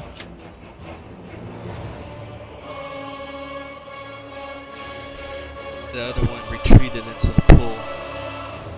It may come back later, but we could take it if it does. Oh, good! I scared it off. Maybe we should proceed forward towards wherever you were sensing that other item, Zarek. We should, but let's shove this body out of the doorway and close the door first. Perhaps there's something in the room we can bar it with. Maybe we should burn this thing just to be safe. It does look like a troll. Okay, I will repeatedly shoot it with firebolt. I will actually use my turn to light a torch and set it afire. Okay, you light a torch and you drop it on its skin. The torch is burning on its skin, causing a black mark to grow, but it doesn't automatically catch fire because of the torch. Yeah, There's just a really hot torch sizzling on one part of this thing's body. what if the little glowing cloth that it's wearing, what if I set that afire? I mean, it's a very damp, leathery loincloth. It's not going to burn very well. Remember, it came crawling out of the water, so it's pretty wet. Cal is just holding this torch against his loincloth. Like, burn, you son of a bitch! I think Zarek Fireball at this point would be better. Oh, that's awesome! This poor thing. I can see him like moving the torch up and down the body. Like there's gotta be a sweet spot somewhere. But as Stallion is holding, where's the dry spot? Where's the dry spot? Torch against the skin of this creature, you're watching as the wounds that were trying to close have stopped. Oh shit. Okay, so I will... Oh, why don't I just decapitate it? Okay, so you're just going to hold the torch there? Yeah, since I already did that, and it's probably too late to try and decapitate it. Falk Ghoul is dead. After Thalion's turn, those of you that watched the body fall into the middle, you watch as a large plume of shadowy smoke, almost like a volcanic eruption, comes from the midpoint of this swirling pool and begins to fill the room. I need everybody inside the room to give me a Constitution saving.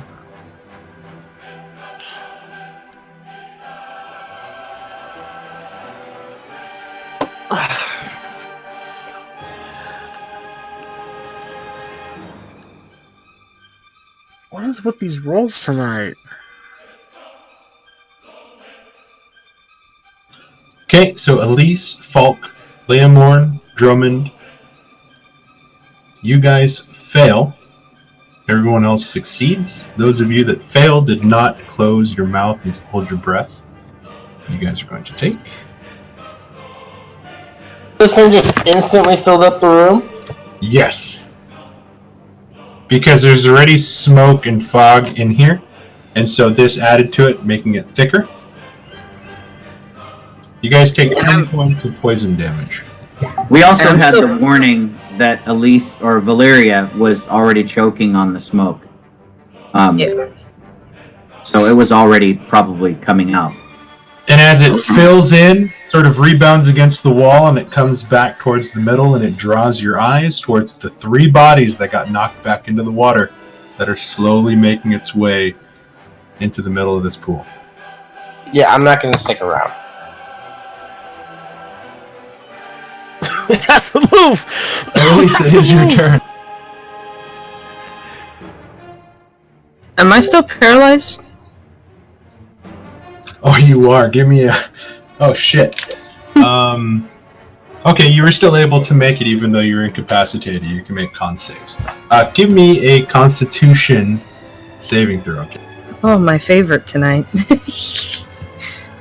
Oh, come on, cheat. You succeed shaking off the paralysis finally as you're sort of coughing Your eyes are burning, your throat is burning as you are unable to stop your breathing due to your paralysis as you're taking in all that poisonous smoke. But you are ready to roll.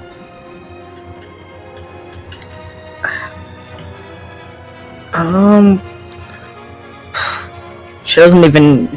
She's gonna kind of look around and be like, I don't even know where to run. If we run back into that other room we just came from, we might get that.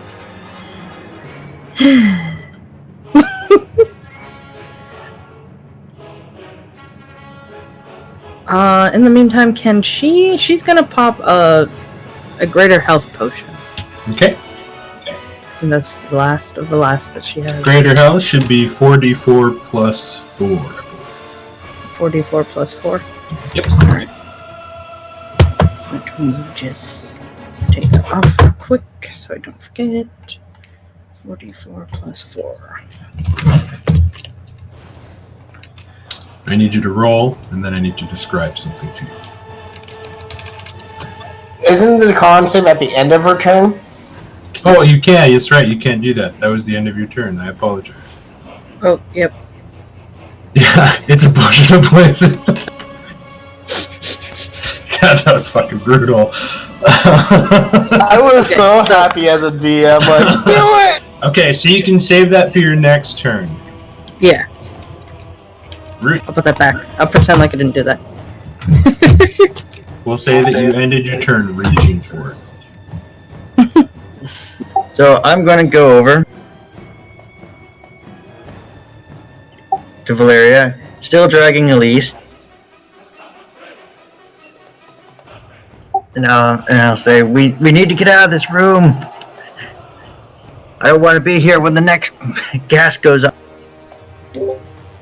That's right. Rudy is still technically holding Elise's. Yep.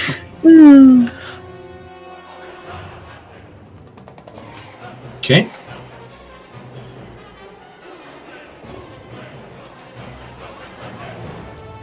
Should I just say wherever Rudy goes, Elise goes right now? Unless she let go of you. If she let go of you, started moving on your own, then you can stay there. Unless she wants to drag you half speed. No, I'm still dragging her half speed. Okay. So go ahead and move. We'll put you here away from the pool. Rudy takes the dodge action. Falk. I check these doors and see if I can open them. The door is locked. Fuck. That's what we have a Droman for. I called Drummond over and tell him, hey Drummond, we need you to pick this lock and hurry. Okay. And I will hold my breath. Okay. Car Shadow. Guard Shadow sees me still burning this thing, so he's gonna just keep clawing at it and hopes to keep it down. Okay. Valeria.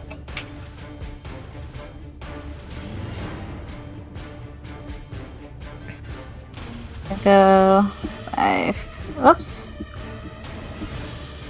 5, 10, 15. I guess this door we go, and I also take the dodge action because I can't open the door either. Okay. Zirak. I will continue holding my breath, and move down to my ally.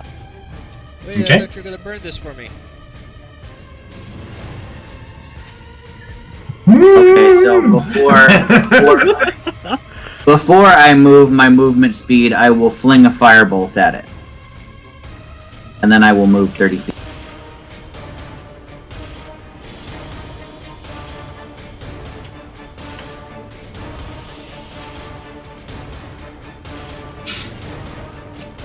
Okay. So you say the magic words you need to say to cast the firebolt. And you hit it. It's not moving. I say you hit it. And it starts to burn a little bit more. Liam.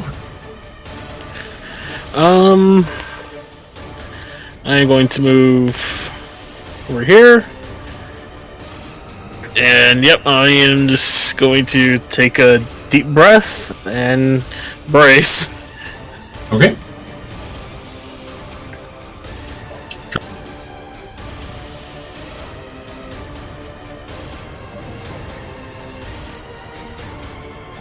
This guy's waiting for. I'm pointing at the doors.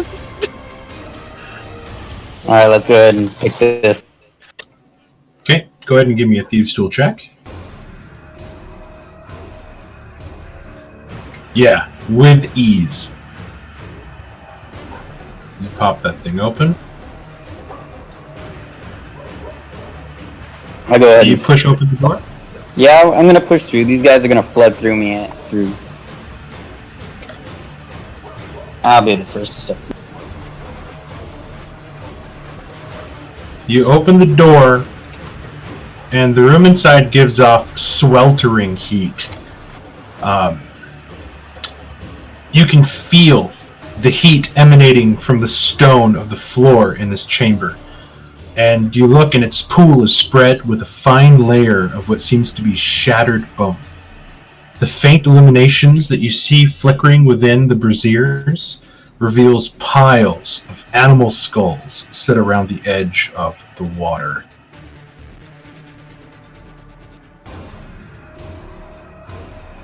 Maybe this room isn't better. I'll stay where I am. Okay. Top of round 6. This guy, gurgle, gurgle, gurgle, into the middle. This guy goes here. This guy goes here.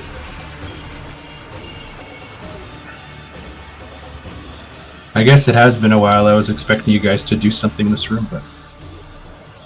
Valiant, what would you like to do? So after Zirak blasted this guy, does it look like he's pretty much done, or is he not burning? You don't know. You're still holding on with the torch. Zirak shot it with a firebolt, causing some of the fire sores to grow more. None of the wounds look like they're growing back. And Garshadow is just ripping and tearing this thing to shreds. I want to sever his head to make it easier. Go ahead and give me, you drop the torch onto the ground and you pull back your halberd and you swing down. Go ahead and give me an attack with advantage. Okay. Is it possible to leave the torch on the body and then swing it? Sure. I'll say you leave it right on its loincloth. Still trying to get that thing to land.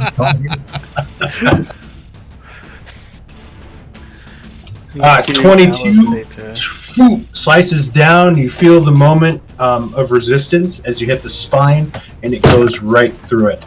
You manage to separate the head from the body. I'm gonna kick it.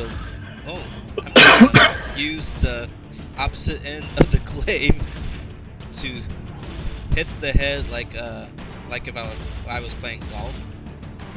Okay. So you sort of spin around and you jut it. Go ahead and give me a perception check as you hit the head away.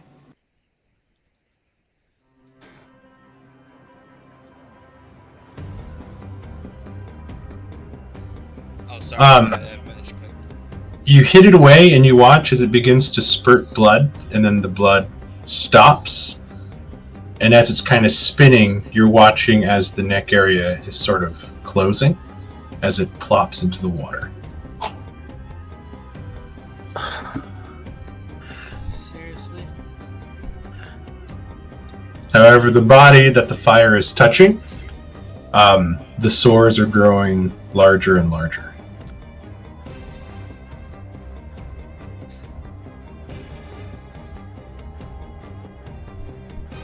But the body is still in the way of the door. So technically you can't close the door yet until you push that thing out of there. And is that the end of your turn?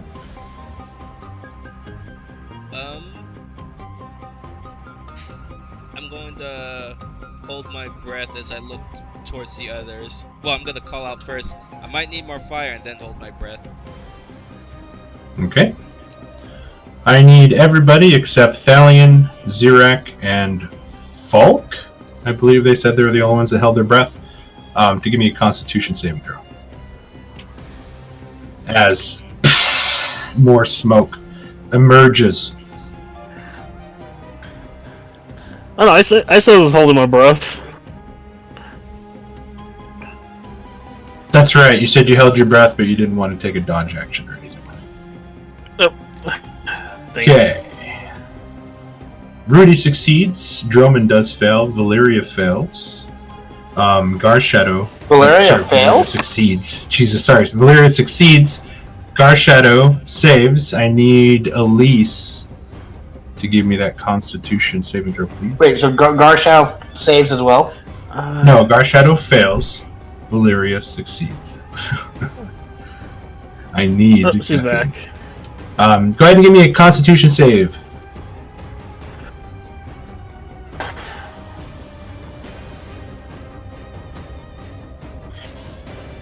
Okay. Elise takes 13 poison. Garshadow takes 13 poison. Droman takes 13 poison. Mark, did you see the gas go into this other room? No. The gas stops inside the room. Even the fog that's standing around you is not entering this room or this room. It seems to be self-contained within this place. Elise, did that knock you down? Okay, I need a death saving throw. Okay.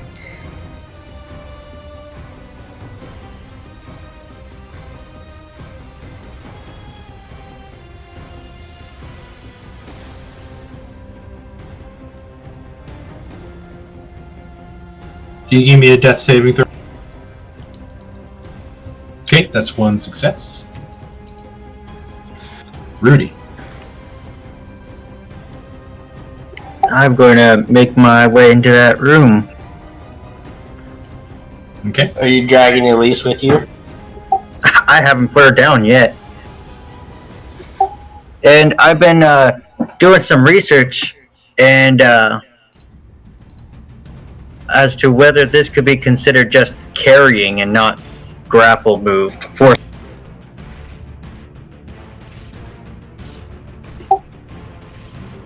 because she's not fighting against me. It was just a grapple to get a hold of her, but you are dragging right now a limp body, which would make you so I guess considered now you'd be encumbered, because I don't know how strong Rudy is. That's okay. My boots means that I don't lose any movement speed while I'm encumbered. Okay. Yeah, and I'm actually not sure how that works, because you're still I would just add the weight of it's the push pull drag rule. I would just add the weight of what you're carrying. Okay, so technically that would make you encumbered, but your boots of striding and springing help you out on that. Yeah, so you're able to move fast. Yeah, I think the magic of the boots helps him drag her. Okay.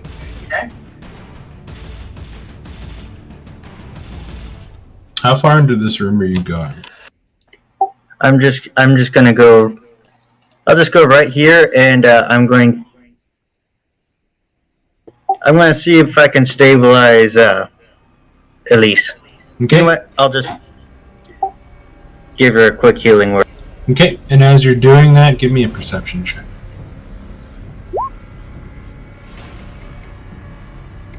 Elise, you're back to consciousness with 9 hit points.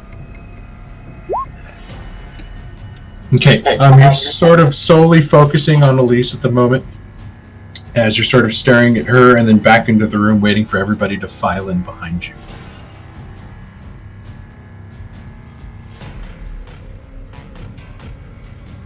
Falk.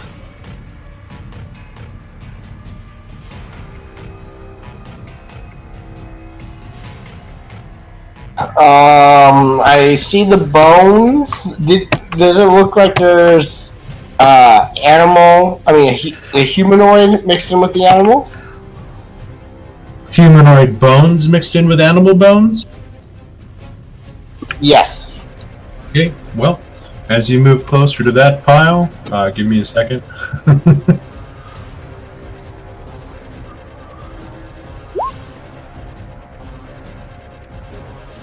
Alright, this is tricky because this is not going to be on that map. Give me a quick second.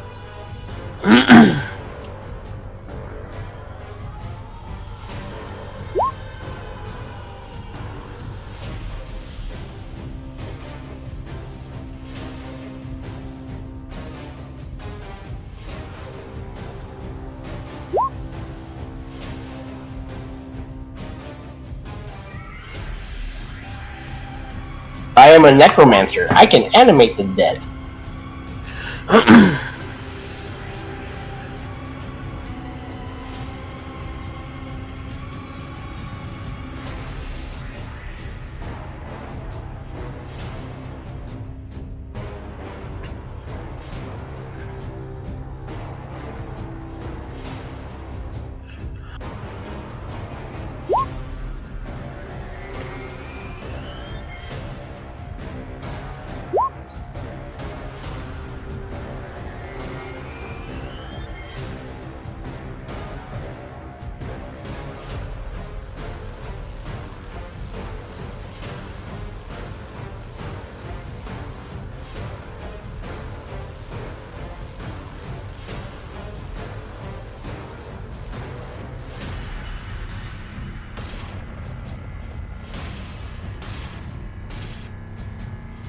Okay, click on that one, you still find out.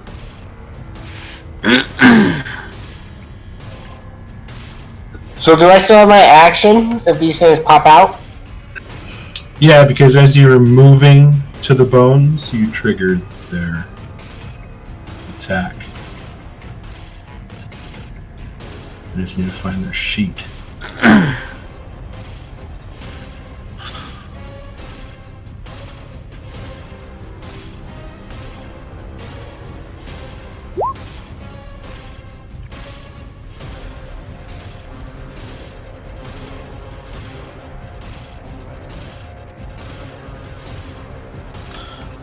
I can't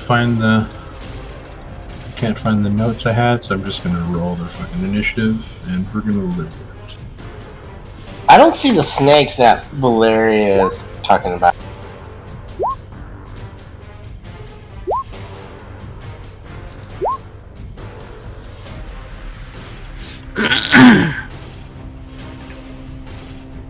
Is that a snake?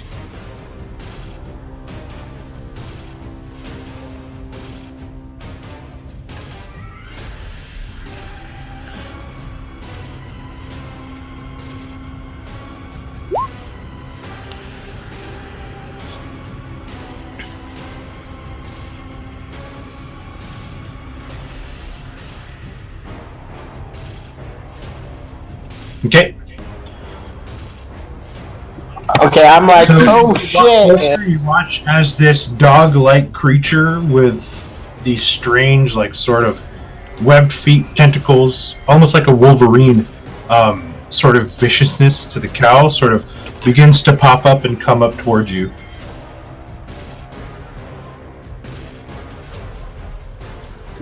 Did I trigger an attack from it? Was it? No, I can't find where I had my notes on it, so I'm just going to say you see it pop up, like its head comes up and it's snarling, ready to attack you. You still have all your... Okay, well, it startles the hell out of me, and so I'm going to cast poison spray at it. I need to reorganize everybody to make sure there's a proper spot.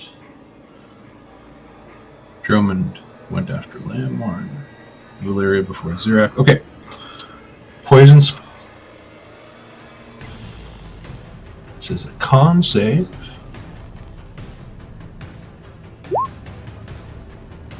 Oh, shit. God damn. Alright, I wasn't expecting that.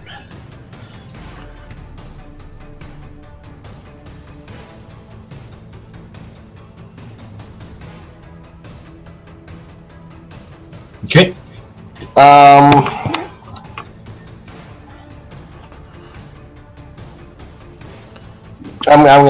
gonna stick right. Okay. Mark, I was looking up carrying, and if Elise weighs 100 pounds or more, then I'm considered heavily encumbered, which means I would have disadvantage on that Constitution save. So I re-rolled it. I rolled higher, so Disadvantage on the Constitution save. for heavily. To resist the poison? Yeah, that poison cloud before we moved into the room. I don't understand that. Why would I kind of get it. You're having a hard time breathing? I'm not quite sure. That's what I assume is. Yeah, you're overexerting yourself to carry that much weight. Is Okay. how I always imagine. But I still succeeded. Okay. This guy's gonna go 10 feet out of the water. And it's going to attack at Rudy.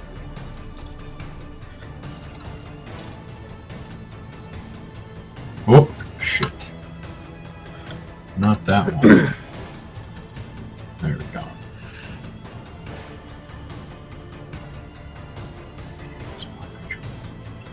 Okay, I need a strength saving throw, Rudy, as you watch this large clawed tail whip around at you and try to grab your leg.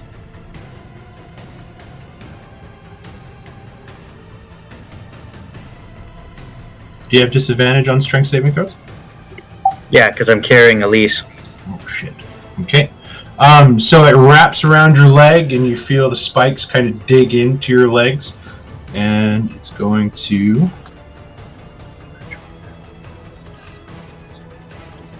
Okay, you are now considered grappled. And it's going to try to move away, but you weigh too much with you and Elise. It cannot move very far, but the tail is stretched between it, and it's just going to turn back and it's going to attack with its claw.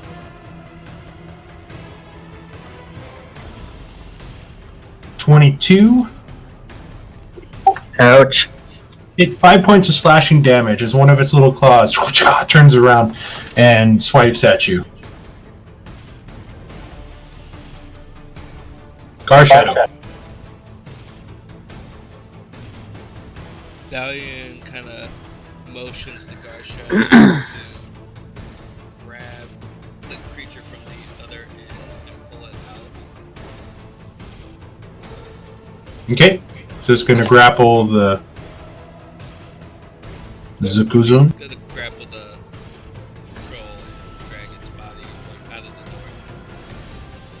Okay, how far?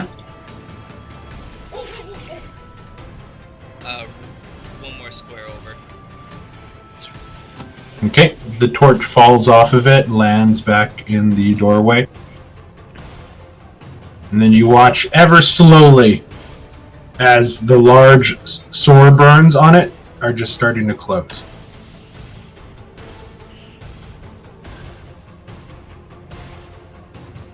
I'll have Garshadow stay there until I can move and grab the torch. Okay.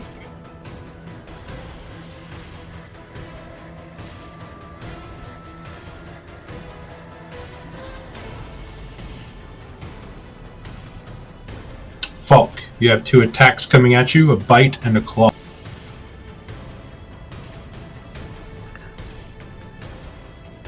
$18.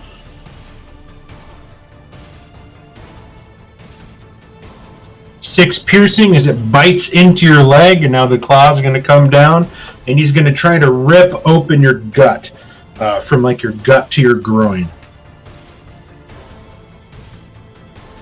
For a 12. Yeah. Did you want to use anything? Yes.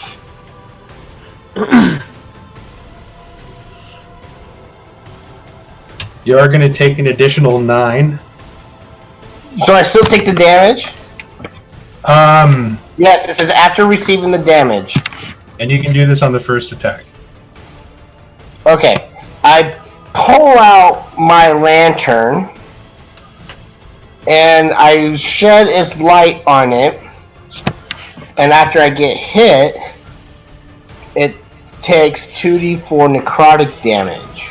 Rudy, Elise, you're inside and you watch as Falk's green lantern begins to shed his light, and you watch as a spectral hand shoots out from the lantern after he takes the first bite and sort of grabs a hold of the creature's neck, and you watch as these black veins begin to stretch from it as the hand retracts back in.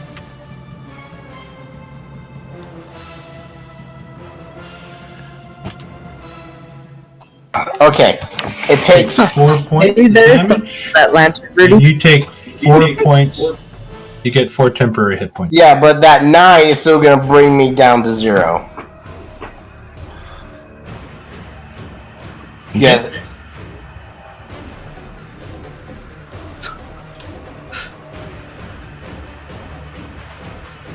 I was hoping to roll more than that. Valyria, there is battle going on inside this newly opened room. Me. 5. 10. 15. You step into the room and you see that Falk is down, and you're watching as these two creatures are getting ready to devour him. Meanwhile, one of them is biting at Rudy's ankle while she's holding Elise up over her head.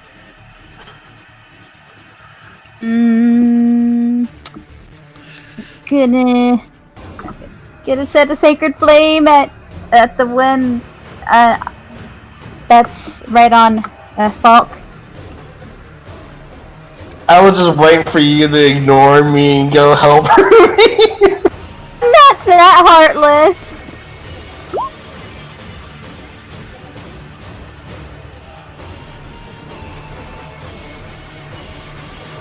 Heal for first level.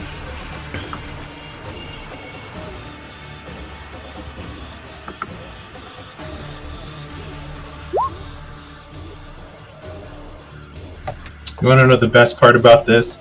Is I'm staring at that frickin' Pegasus way up there, away from me. I love it.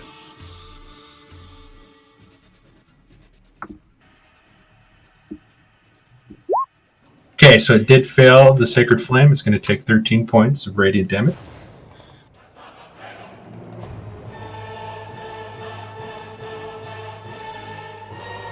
You watch as the creature sort of shies away from you and kind of backs up towards the pool a bit. That's right. Know your place. Zirak. And that's all. Continuing to keep my mouth closed and trying to hold my breath as best I can, I will make my way into this room. You run through, and as you breach the threshold, the fog immediately dissipates, and you just run into a wall of just humid heat, like uncomfortably hot. Okay, thankful that my robe protects me from too much heat. It's still a bit stifling in here. Seeing that Falk is indeed in danger, I will aim a firebolt at Red 2.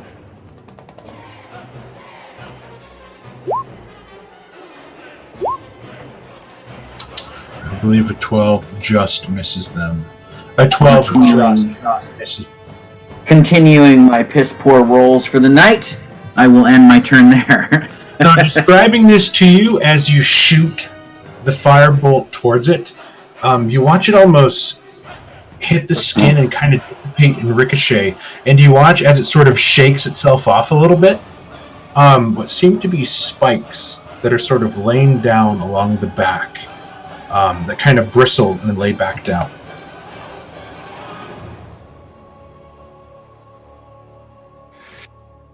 Oh, they remind me of those ghouls that you fight in The Witcher 3 that can, like, armor themselves. Huh, okay. Watch out, they're deadly. Now that I can breathe and open my mouth.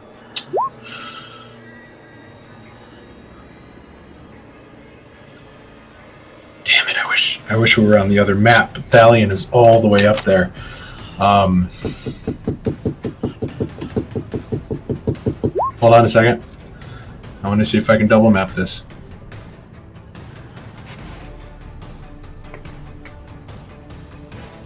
Okay, I can. Give me a second. I got to copy and paste you guys. Mark, just be aware the initiative will be on this map, and we won't see if he moves over. Yes, I will let you all know, but I just need more room to do what I want to do.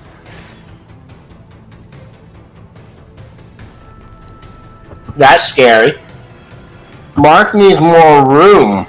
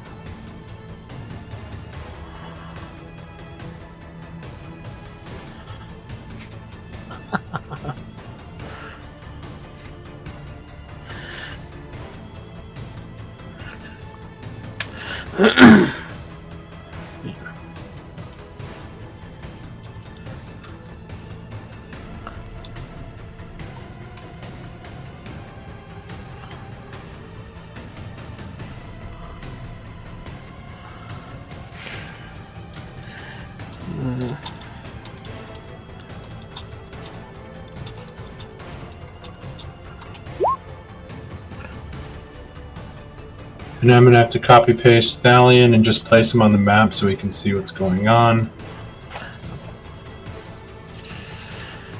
Why is this thing still going? Dude, you need to figure out how to turn off that alarm. I have like 3 times already. I don't know why it keeps going back on. Because you haven't turned it off yet.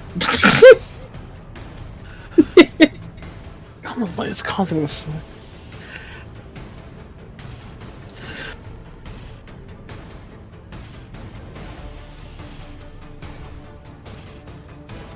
Okay. Moved you guys into this map. Don't mind the music. This little guy is going to clamp onto Falk. Falk, I need a strength saving throw. I'm down. I automatically fail those. Didn't somebody save? Somebody healed you for 5 healing. I did. I kept saying, I healed you for 5, and you weren't listening. I had to step away, probably. Sorry. So I need a strength saving throw.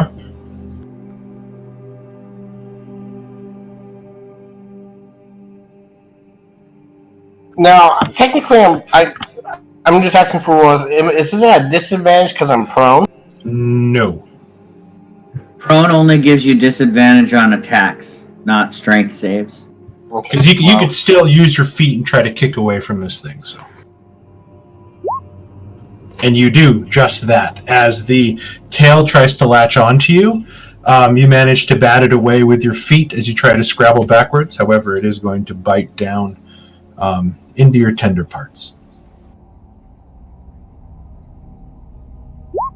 For a 14. Exactly 5. I'm down again. Did you want to try to use something? Well, okay. I was reading that thing is I take damage is after the damage. But you can still use it. That's the fun thing about it. But it gives me temporary hit points. I'm still down though. Okay. But I'm okay. But that's my question. Temporary hit points does keep you from falling unconscious, though. It does. Okay, that was going to be my question from a rules question. Okay, I was just going to let you go. I've had to look that up. You are prone, as in down, but you are still conscious if you have temporary hit points. Okay. I will. I will use it again. This will be the last time I'll be able to use it. I grab my lantern and shine it in its face. Okay, go ahead and roll your. I have 6 temporary hit points.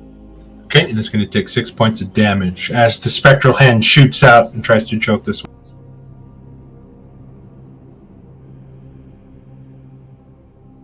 And I say to the lantern, "Thank you." You hear in your mind, pathetic. Son of a... okay. You have a very sassy lantern. It is extremely sassy. And that's only one voice. Was that a male or a female voice? It was was it grandmama or grandpapa? Pathetic. That was grandpapa. I remember that voice. Grandpapa!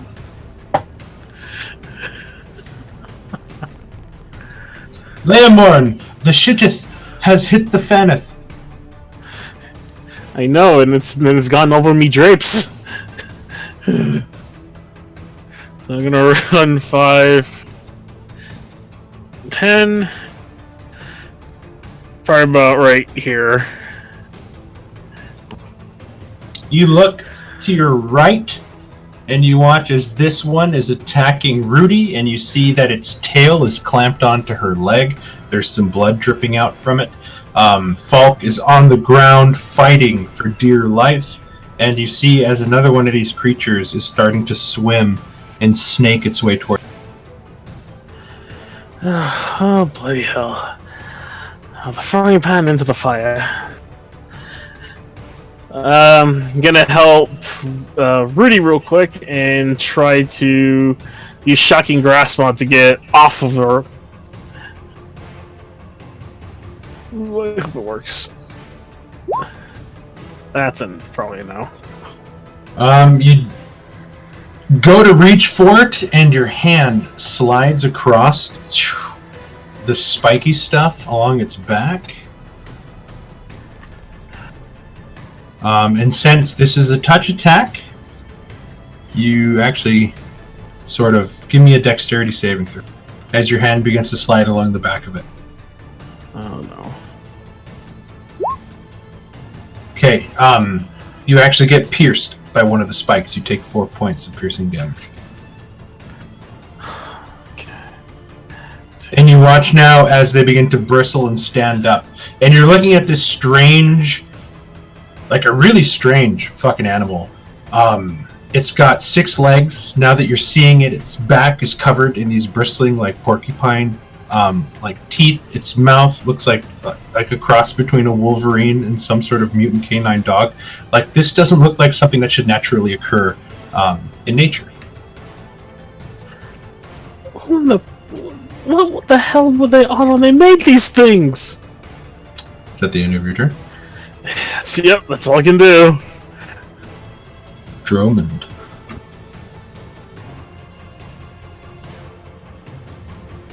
We're gonna go ahead and stab number 1 up there. Okay. Bad lizard thing.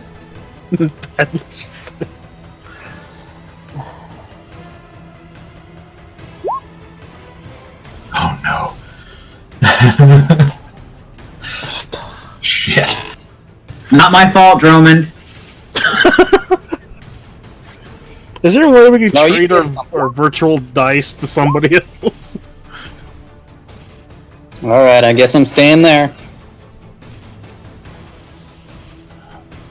I'm gonna try to find you a picture. Just so you guys kind of see what this looks like. Oh, perfect.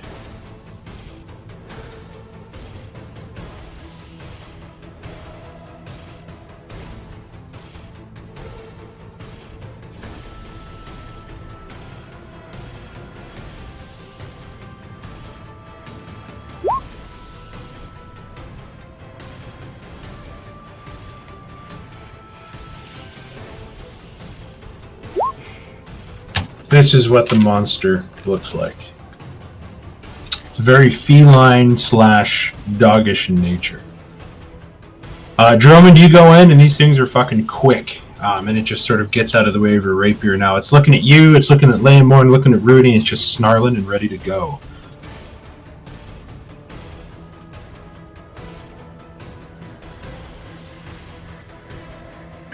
So that will end my turn.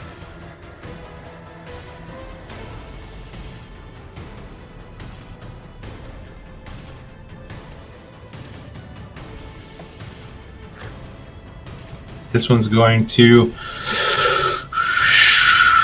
go ahead and give me a strength saving throw.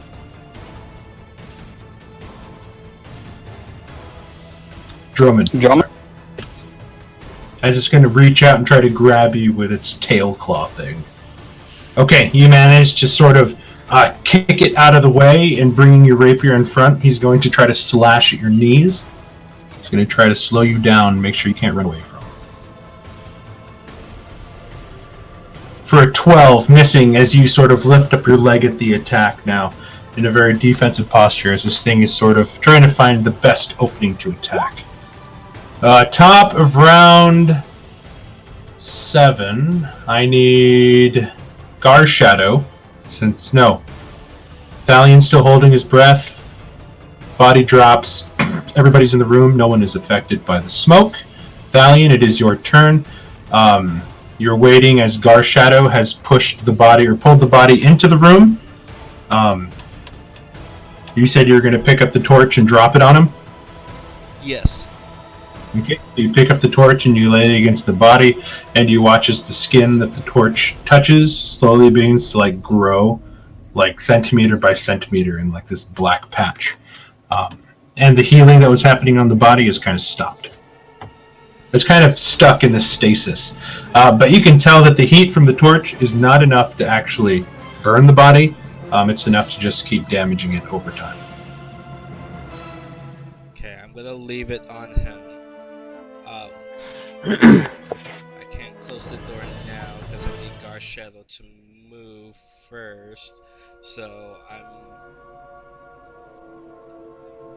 I'm just gonna heal him, and then once he goes, I'll close the door. So on my next turn, I'll close the door. How do you heal him? My Lion's Bond thing that we had, so I'm gonna go up and touch him. That's a cure wounds. So you're moving into the room to touch him. Getting out of the fog. Yeah. Okay.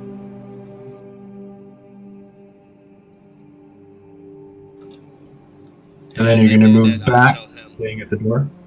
Yeah, I'll hold my breath once I go back in, but I'll kind of motion for him to head towards the others after I do this. Okay. I'm going to move back to the mat. I forgot to hit the Elise. Go ahead, and it is your turn. So I can finally pop that potion I've been trying to pop. Yes, you can, if you're still conscious. That is 4d4 plus 4, and I don't need to describe anything because you're out of that room. To my knowledge, it is. Yep. So she's gonna just reach over and be like, 1 second, Rudy. So you're gonna do 15 instead of 8? Yeah, I meant to do the second level, not the first one. Okay, so you have 15 points of healing to Garsha. Okay.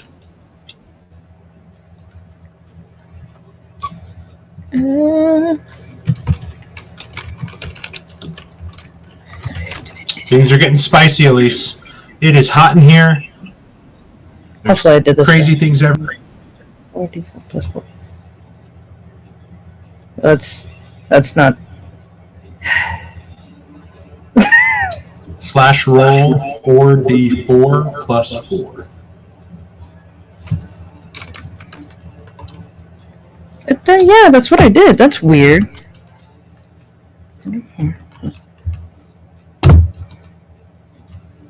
Okay, so you get 15 points of healing.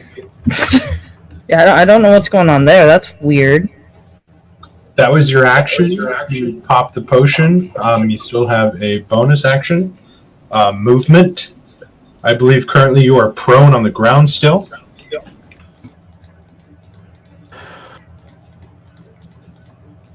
I thought I was on Rudy's shoulder. Yeah, I'm still Did you holding throw her. me down? Oh, that's right. Okay. So you're. I'll say Yeah, you're I was prone like- on Rudy's shoulder.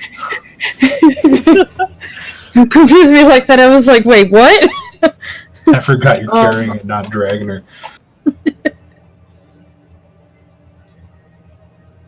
Are you going to wiggle off, or are you going to keep riding on Rudy? Elise hasn't moved yet, except for to drink that potion. She was going to toss. Shoot, I don't know who's next, but she was going to give Bardic Inspiration to the next person, so that way they can hopefully To kill Rudy? one of these things. Yes, Okay, so yes, Rudy, you especially get to a Rudy, since Bardic Rudy's holding her. Inspiration. And Rudy, is that the end of your turn?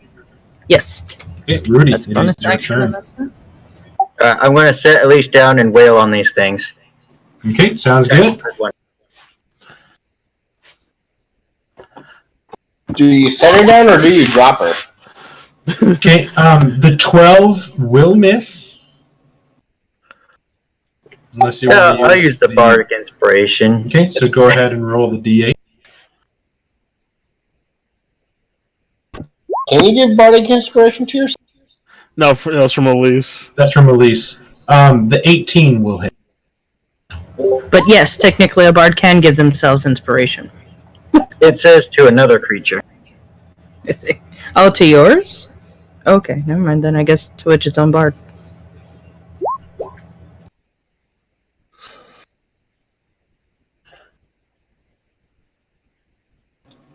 Okay.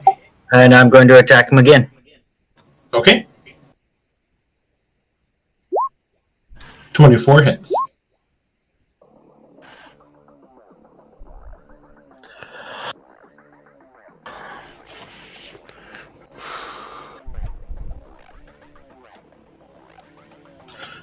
Wow, that hosed you each time with a 1.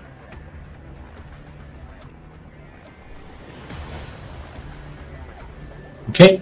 Boom, boom, slicing and dicing into that one in front of you.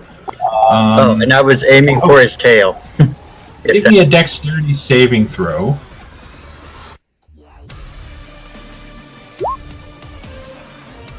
Okay, you're going to take 4 points of piercing damage. As you snap, snap, and attack, you get pierced by one of the bristles on its back. But we'll say that it does let go of the grapple as you hit it for the 16 total damage. So you'll take an additional 4 points of piercing from these bristly spines. Is that the end of your turn? Yes. Okay, Falk. Well, if I am still up, You are still up. I am going to. I'm not grappled or anything, right? No, he missed the grapple. You managed to kick that away, but you are currently prone on the ground. I'm going to disengage. Okay? You're going to crawl backwards. The Zoidberg crab walk. Okay, so you crawl. You crab walk panically 15 feet behind Valyria there. Is that the end of your turn? And wait, it takes half my movement to stand up, so I will stand up. You used half your movement. Used 15 feet of movement to. Well, you used all your movement to crawl because you were prone. Okay, that's So you're right. still Okay. prone. Yeah, that's my turn. Okay. Shit.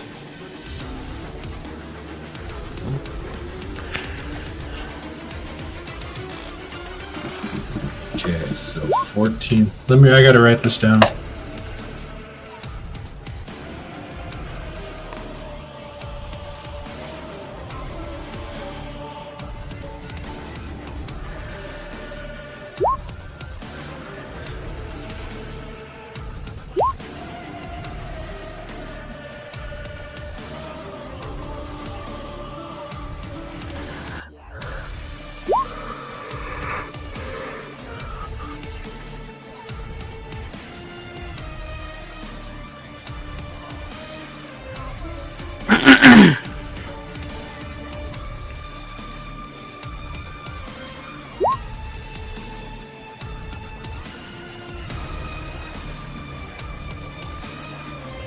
Okay, sorry about that.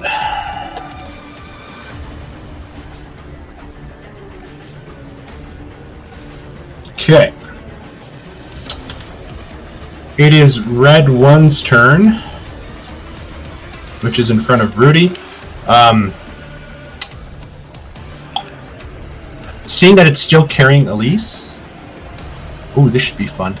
Elise, give me a strength saving throw. I put her down, just saying. Oh. Rudy, give me a strength saving throw. Okay. It grapples around your leg again. It's going to move here, dragging you with him. Leomorn, you get an attack of opportunity if you so wish.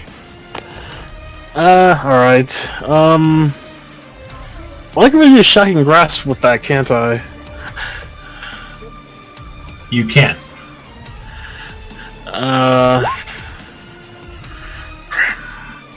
Yeah, I'll try it.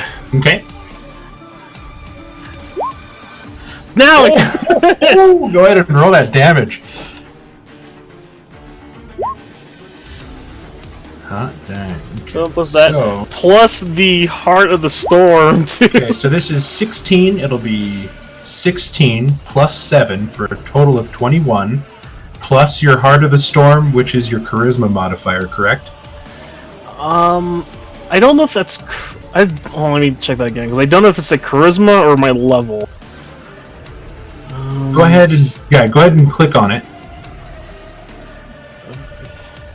That's not what I want. There it goes. There we go. Lightning. This eruption causes creatures of your choice that you can see within 10 feet.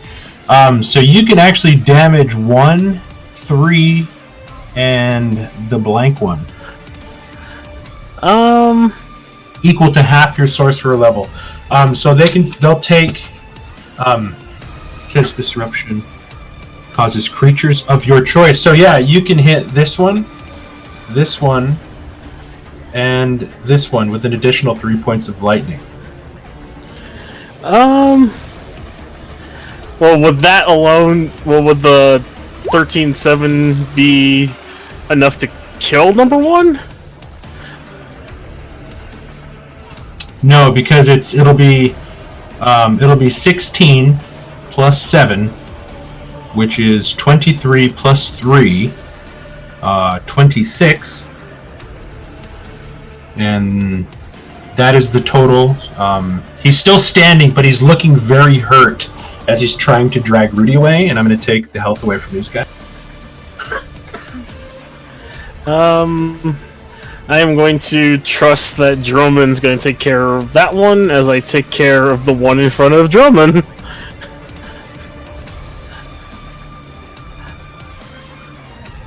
Okay, it just takes a while for the pop-up for me to come up so I can take the health off.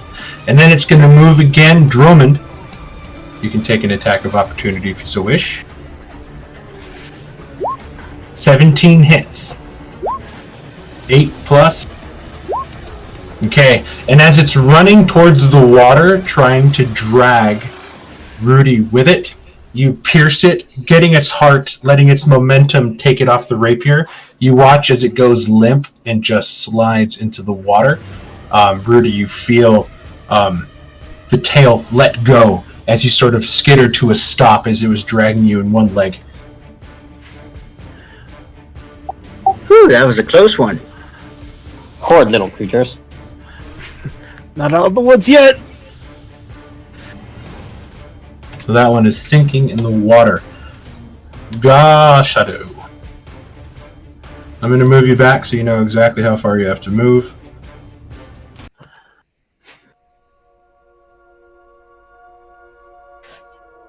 Okay, and he is going to move his full... Oh, he can...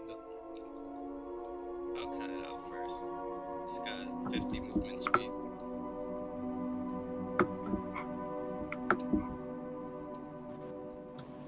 Keep in mind the dead body of the ghoul directly in the middle of the doorway is difficult terrain.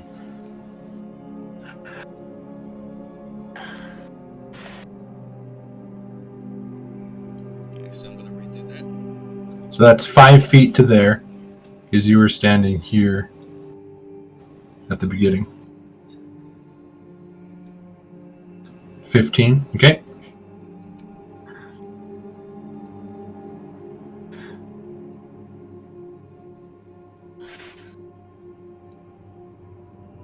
Okay, 50 feet to there. Okay, he'll double move to get right in front of Zarek.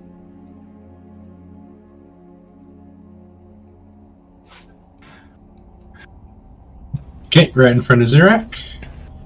We can pop back over, and then I'll move.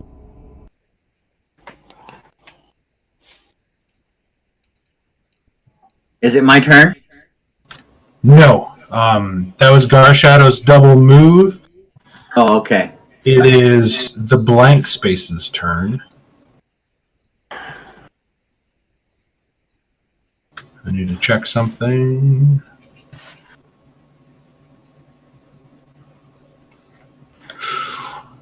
Man, I've been letting myself down here. As Falk scampers away, Leomorn, you zap it with the energy. It's going to look at you, and you watch the tail, like very scorpion-like, go up behind its back, and it's going to turn towards you and shoot at you. Go ahead and give me a strength saving throw. Oh boy. That's wrong button. Sorry. Not any better. Oh, they're the same. And it's going to jump in the water, pulling you with it. What?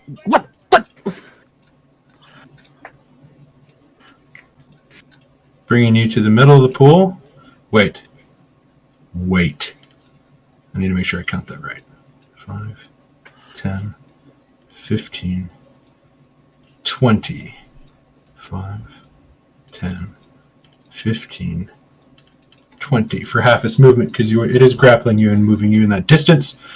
However, that is all of its movement, so it cannot turn back around and attack you. Good. You are now swimming. Do keep in mind there's going to be some special rules for that. Valyria, it is your turn. I cast Guardian of Faith. Okay. Where do you cast it? Right here. We'll just make it an even larger. Well, you know what? Here.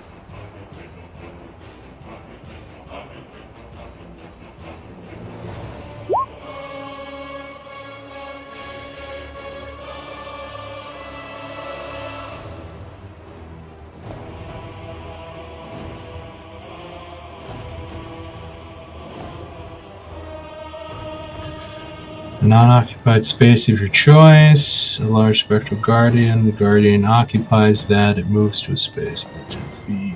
The creature takes no radiant offense.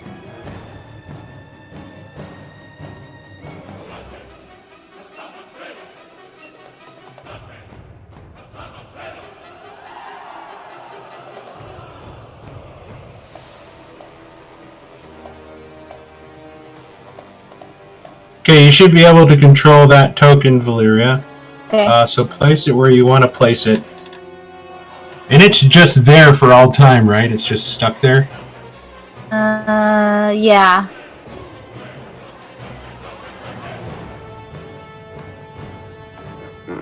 Okay. And then I'm going to have a bonus action, so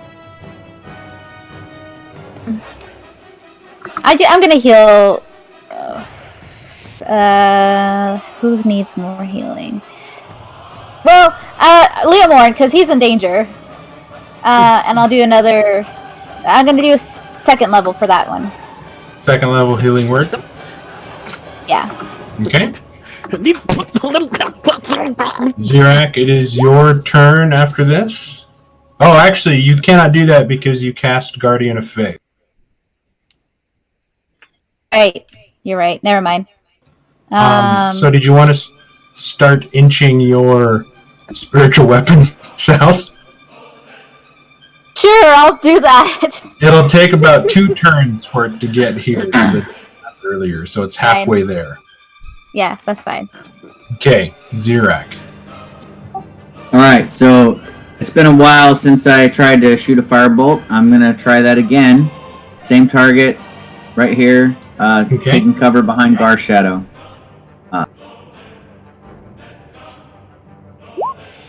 26 hits. That's a bit better. For 12 points of fire damage.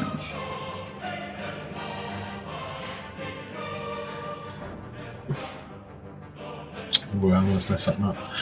You shoot the firebolt, and you watch as this one hits, and you actually watch as some of the skin and the spines around it like explode. These things don't like. All right. Was that on this guy here, or did you take it off the other one? This guy here. Oh no, I see his health bar go down now. Okay, it's just a little bit of lag on my side. I think. It's a strange combination that they love heat, but as soon as your magical fire hit the creature, almost the Delix's skin around it and everything else just sort of exploded, doing a lot more damage than you thought you originally did. Excellent. Okay, well, I'm preparing another one then. Okay. I'll stay here, cover behind Valeria's high AC and Gar Shadow's fangs and claws. That sounds good to me. Okay, 7 is red 2. He just got hit. And let's see here. The Guardian occupies that space. Any creature hostile to you that moves to a space for a first time must succeed on a dexterity saving throw. Okay, so I can move away without having to take that radiant damage. So he's going to move here, and he's going to dive in the water, and he's going to try to eat Lamor. Oh no! No, I taste bad. I taste bad. I swear I tried it before. He's going to make a claw first.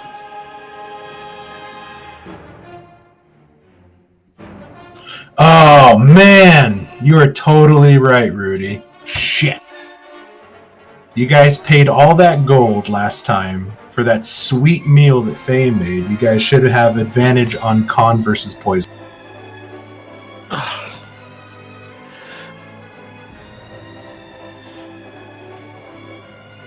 It's been a while. You're totally right, Rudy. Shit. We're gonna start that counter now. Okay.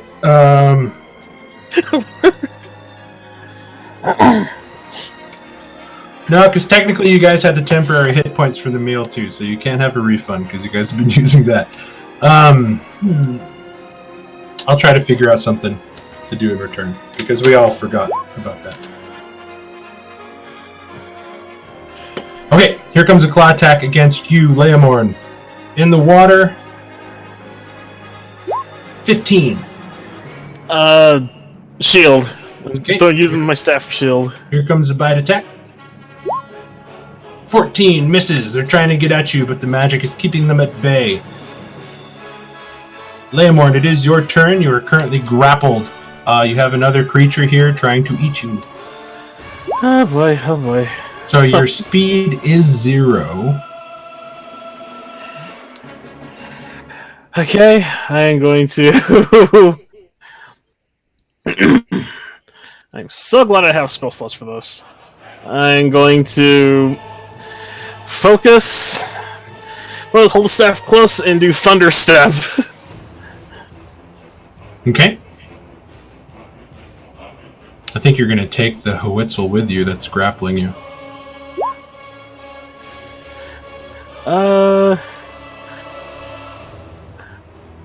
Wait, where's the... I just want to... Oh, there it is. Found it, found it. Yeah, I'm gonna have to burn this.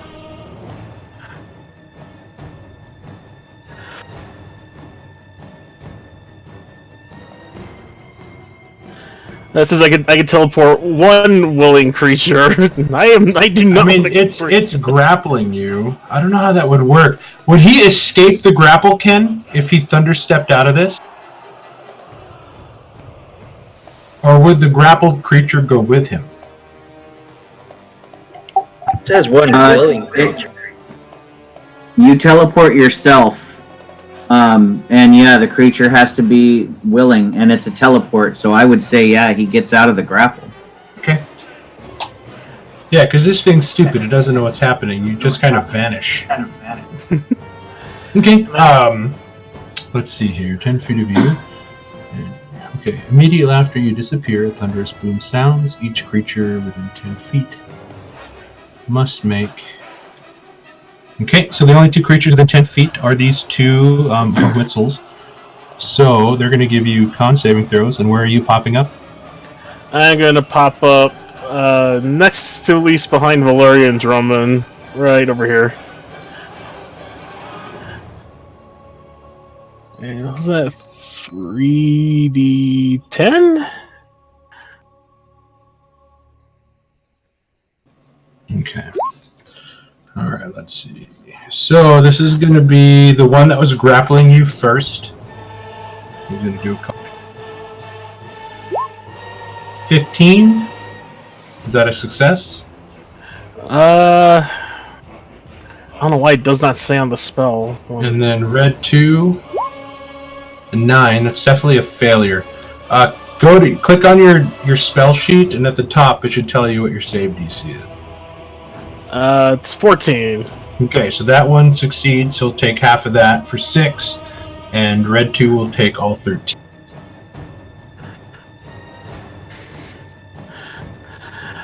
I just like stumble against the wall, just went to kill those bloody bastards. Well, hello there, Lemon. You're looking rather wet. Okay. In a total of 1 minute. Drummond. I'm just gonna stab this one next to my foot. Okay.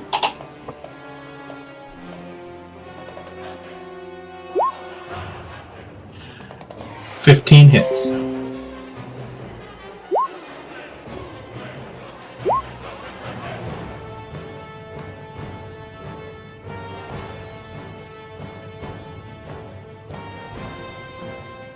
And I shall stay where I am. 19 points of damage, stay where I am. Okay. Stupid little...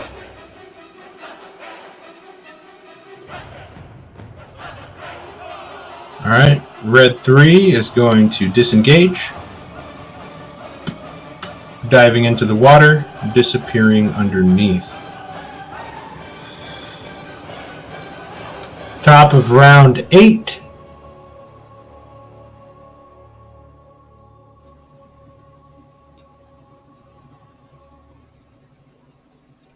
You didn't say you held your breath when you walked back in, did you, Thalion? Yes, I did. I'm going to double check that when I watch the video. You actually mentioned it. Last body plummets. Smoke comes up. Blurger blurger. Everything's fine. It is your turn.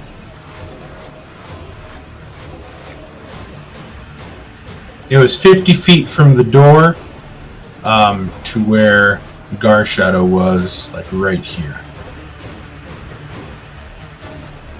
So, closing the door and double moving will probably be right. You'll get to where Falk is. Yeah, I'd have to double move because my movement is 35. Okay, so you're halfway there. But closing the door is a use an object action, unless you want to use an action to try to lock it with something. No, I'm not locking it. Okay, so you close the door, and you start booking it. You can't occupy any space, but you should be able to get right to the threshold inside the room here. Okay, and once I get there after booking it, and hold it just in case. Okay. Elise.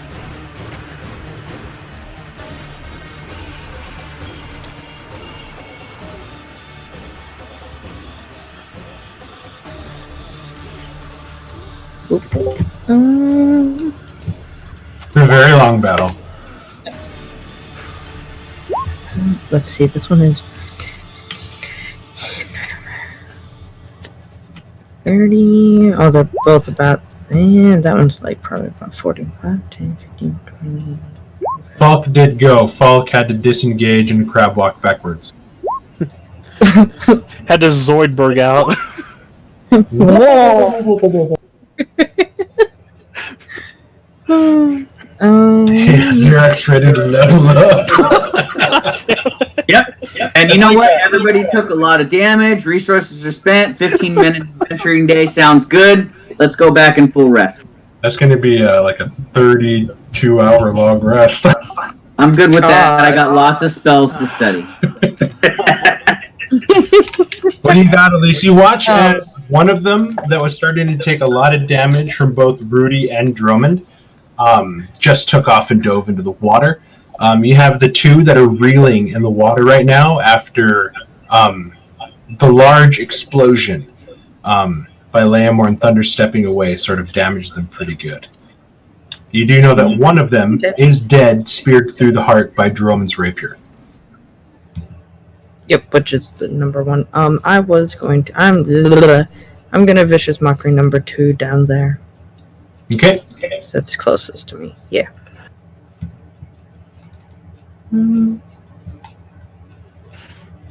15. Does the 15 succeed? Yep. So it does nothing. It doesn't understand. Okay. It's in too much pain to comprehend your words. Yep. You do have a bonus action movement, should you wish to use it.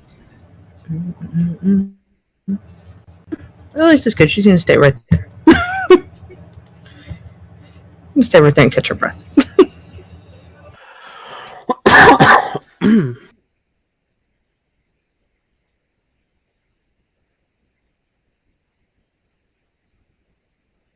Rudy. I will just take the dodge action for now. Okay, you're going to stay where you're at. Yes. Sounds good. Falk. Going to stand.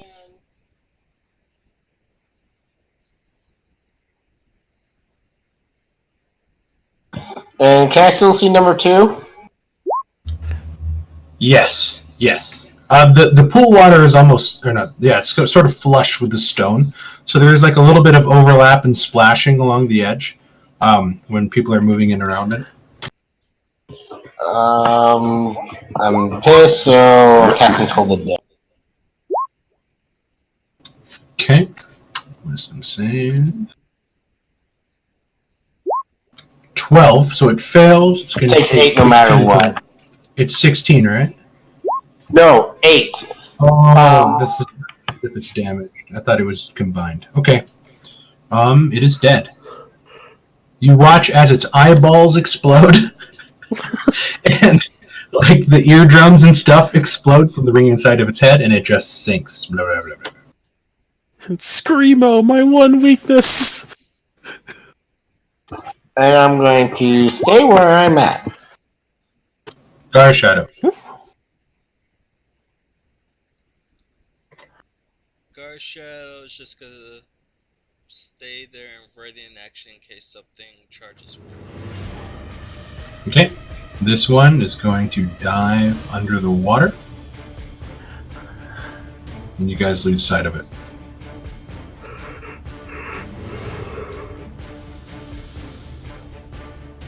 Valyria.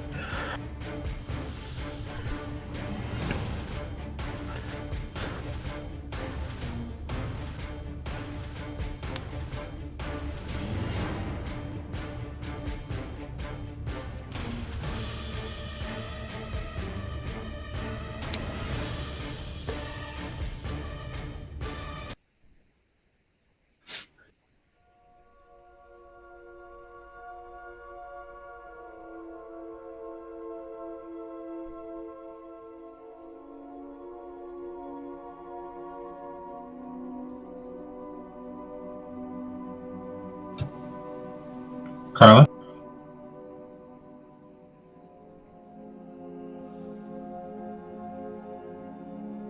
I think I might My have connection. Oh, there. Oh, there we go. My connection was kind of lost for a sec. What's going on? No worries.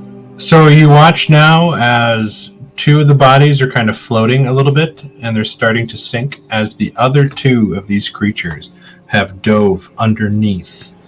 Everything is kind of quiet, except for the crackling of the flames inside the braziers. What would you like to do?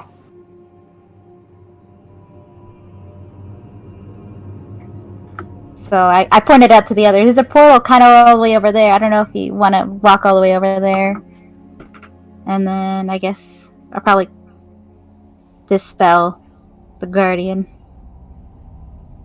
Mark, do I still get the sense of something pulling me south? Because I do see a door down here, the portal. Nothing was pulling you south. You sort of... You heard a voice in your head telling you to go south, and you kind of went with that as a gut feeling. Right, okay. Do you sort of hold on and try to feel it out again?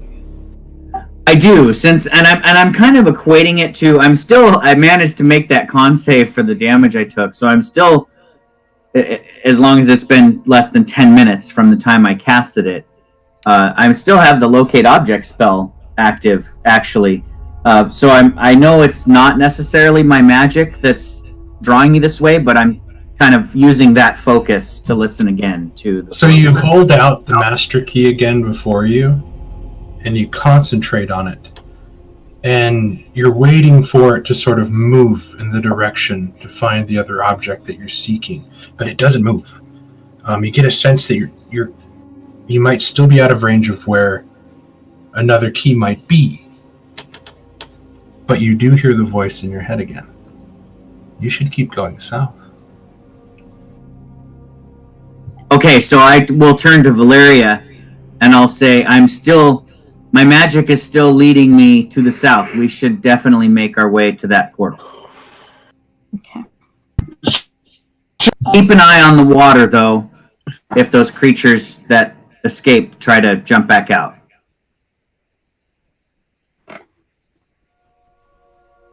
I do think we should, Falk, if you're questioning my advice. I mean, are you conscious even? I'm barely conscious. I need a little help. I'm actually borrowing life from my grandpappy at the moment. If somebody can spare just a little healing, that would be greatly appreciated. I can't believe you would I give him a abuse good your berry. grandpa just like that. What was that, Falk, Rudy? you can have How a good can you berry. abuse your grandpappy like that?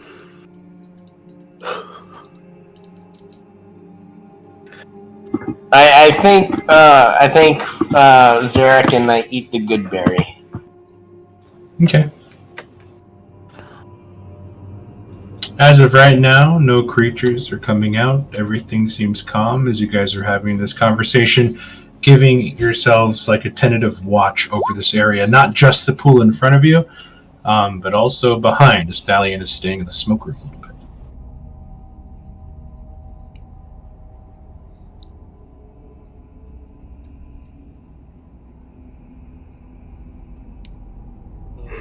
I'll move forward.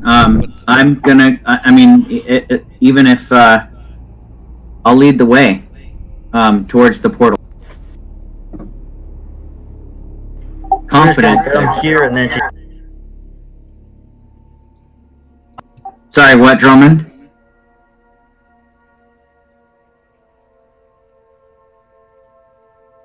Rudy's going to take a running jump and leap all the way across the lake or the pool because Damn.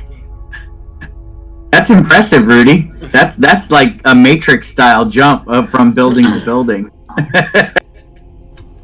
I'm the cop that says she's starting to believe. She's starting to believe.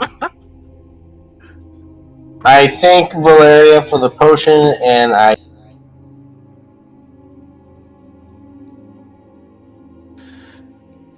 Yeah, I'll reluctantly take out my last heal potion I have for an emergency, and I'll down it as well. I used my last potion of healing, so I'm gonna just wish for the best. I will take out. I have the key out because I'm kind of using it to direct myself. And I'll hold it over the portal. And to Rudy's remark, my grandpappy is known for doing worse. He would use all of us to make sure he stays alive. So, yeah. You open the portal before you.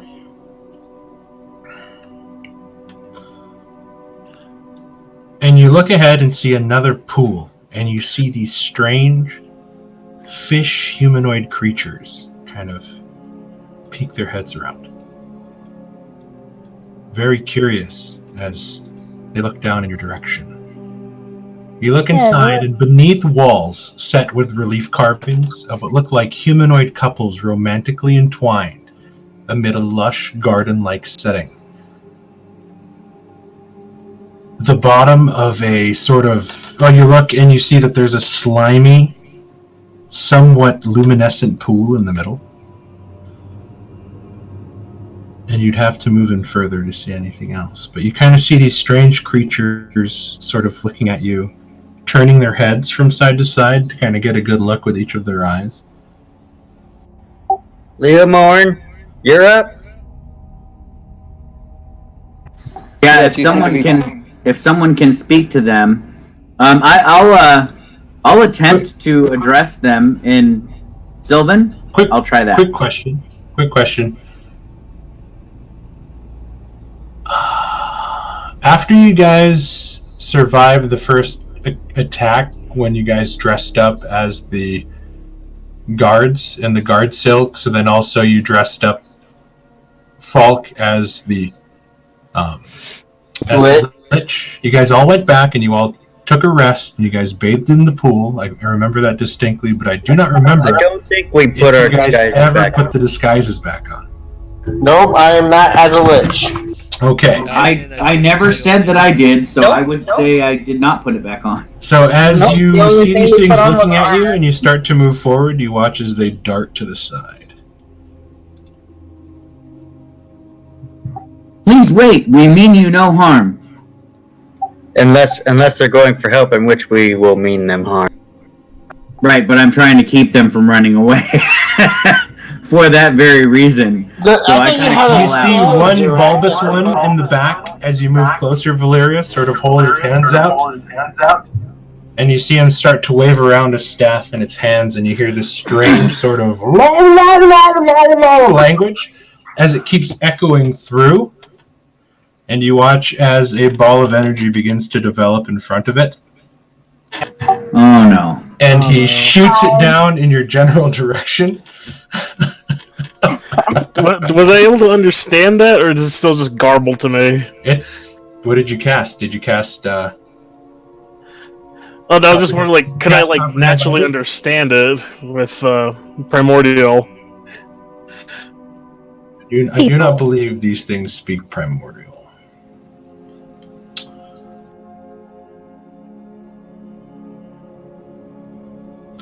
Yep, they do not. You just hear this blah, blah, blah, blah, blah coming out of it. And a chant sort of starts echoing through. And the chant is being sort of brought together with the sounds of croaking toads. And you hear like sticks being hit against the stone as this ball of energy is being formed and thrown towards your guys' general direction. We are going to pick up next time in another initiative. But we're going to end it here. All the times we just roleplayed, now we're getting all the fights. It is like a pendulum. But I was going to try and do some roleplay here, but I guess it didn't work. I was like, wait, guys, we're not going to kill you. As soon as they saw you weren't dressed up like apostles, that triggers the initiative. That makes sense. Otherwise, I had some really fun roleplay planned if you guys were still dressed up as the apostles. I don't even think we brought our disguises with us. I think they're back in the restroom. One person has them still, but no one else threw them on, so it almost seemed useless. You can't reason with the Murloc. You have to learn that right now. Well, it's okay. I need to burn through all my spell slots so I can full rest. That's pretty. I don't think we need a long rest, and then there's Zirak in the background, like flinging all the spells against the wall. Yeah, these guys are gonna. These guys are gonna offer you food and like massages. Well, maybe if we spare their lives, that can still happen. We'll see. So I thought I had an inkling when you guys started running into the larger pool room with the fog that you guys were going to try to use the orbs to scoop up the dead bodies that were circling the drain to keep them from going inside. That was one thing I thought you guys were going to do. And only Zirak could control the orb. Right, and was, Falk, I guess. Yeah, and just keep going south, Zirak. Yeah, and I actually had a thought here at the end of the session, Mark. You're I don't know listening to that strange voice in your head. To ask you, if it'd be worth it now to ask you, but do I get a feeling that the voice that I'm hearing in my head can be trusted? Is it a sibilant voice? Is it husky? Does it have any character to it?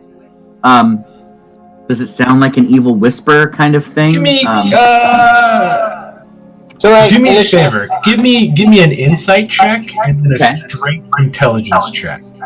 Okay. Insight first here.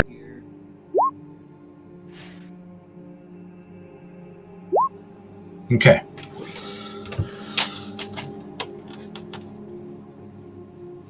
As you're looking at these things now, and this fish creature that's looking at you and starting to cast this magical ball of energy, you think back on that voice, and it was uncommonly playful, almost goading. There is a slight challenge, like a schoolyard dare, embedded in the voice. Like, you should keep going south. Okay. Perfect. And there is a memory through right now in the panic about something about these keys and other capabilities that they possess. We'll say that with your 15, you remember clearly that the holder of a key can speak to or be spoken to by somebody else that has a key. I do remember you telling us that. Okay. I may have to try to converse with the other voice since I'm holding a key. But no, I just wanted to that's a great place to leave the session. I'll kind of mull that over, but I did want to ask you for some kind of, can I get anything out of this voice that's speaking? I tried to sound as playful as I could. But I thought it's perfect. He's going to ask me for an insight check. Yeah, it's kind of like Valyria and Jared were able to read each other's minds temporarily when Sin gave them the other key to commune. You all have been heckin' bamboozled. No, this is not where I live, and no, that's not my grandma. Well, I don't think it's my current grandma. Falk knows exactly who's in his lantern. There is no grandmama in there. You have 3 ancestors: your great-great-great-great-grandfather, your great-great-great-grandfather, and your great-great-grandfather.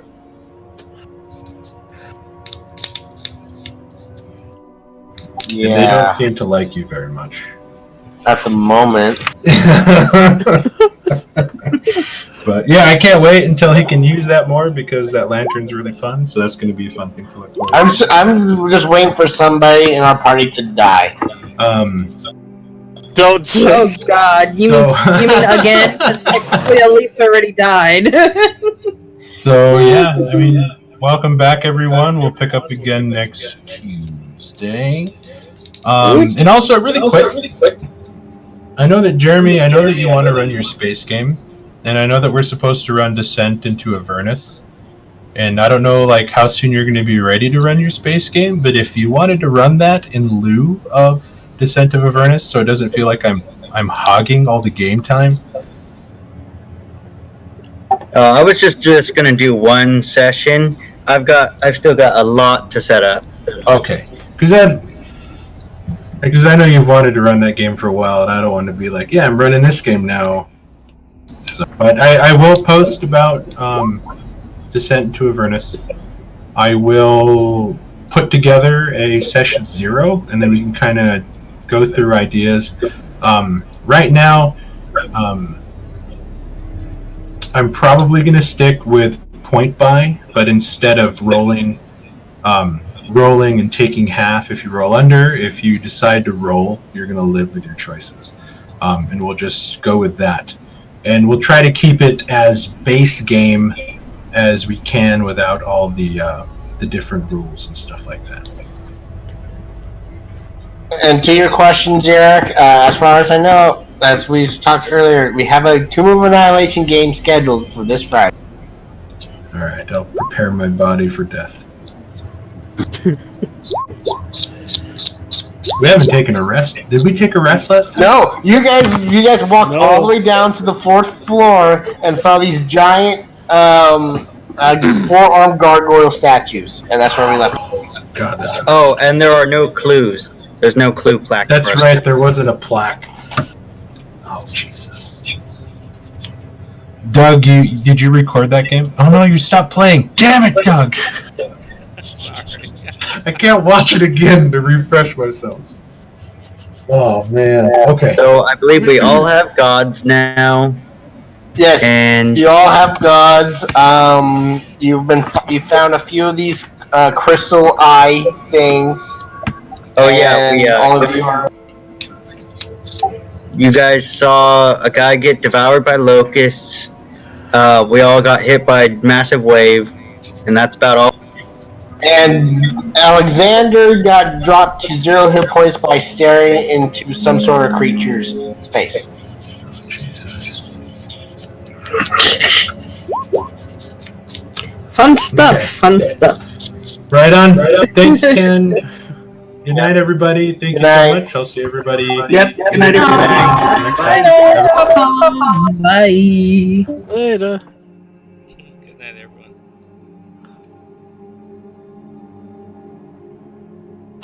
Oh man. And I forgot to add on your sheet, and I'll edit it. What?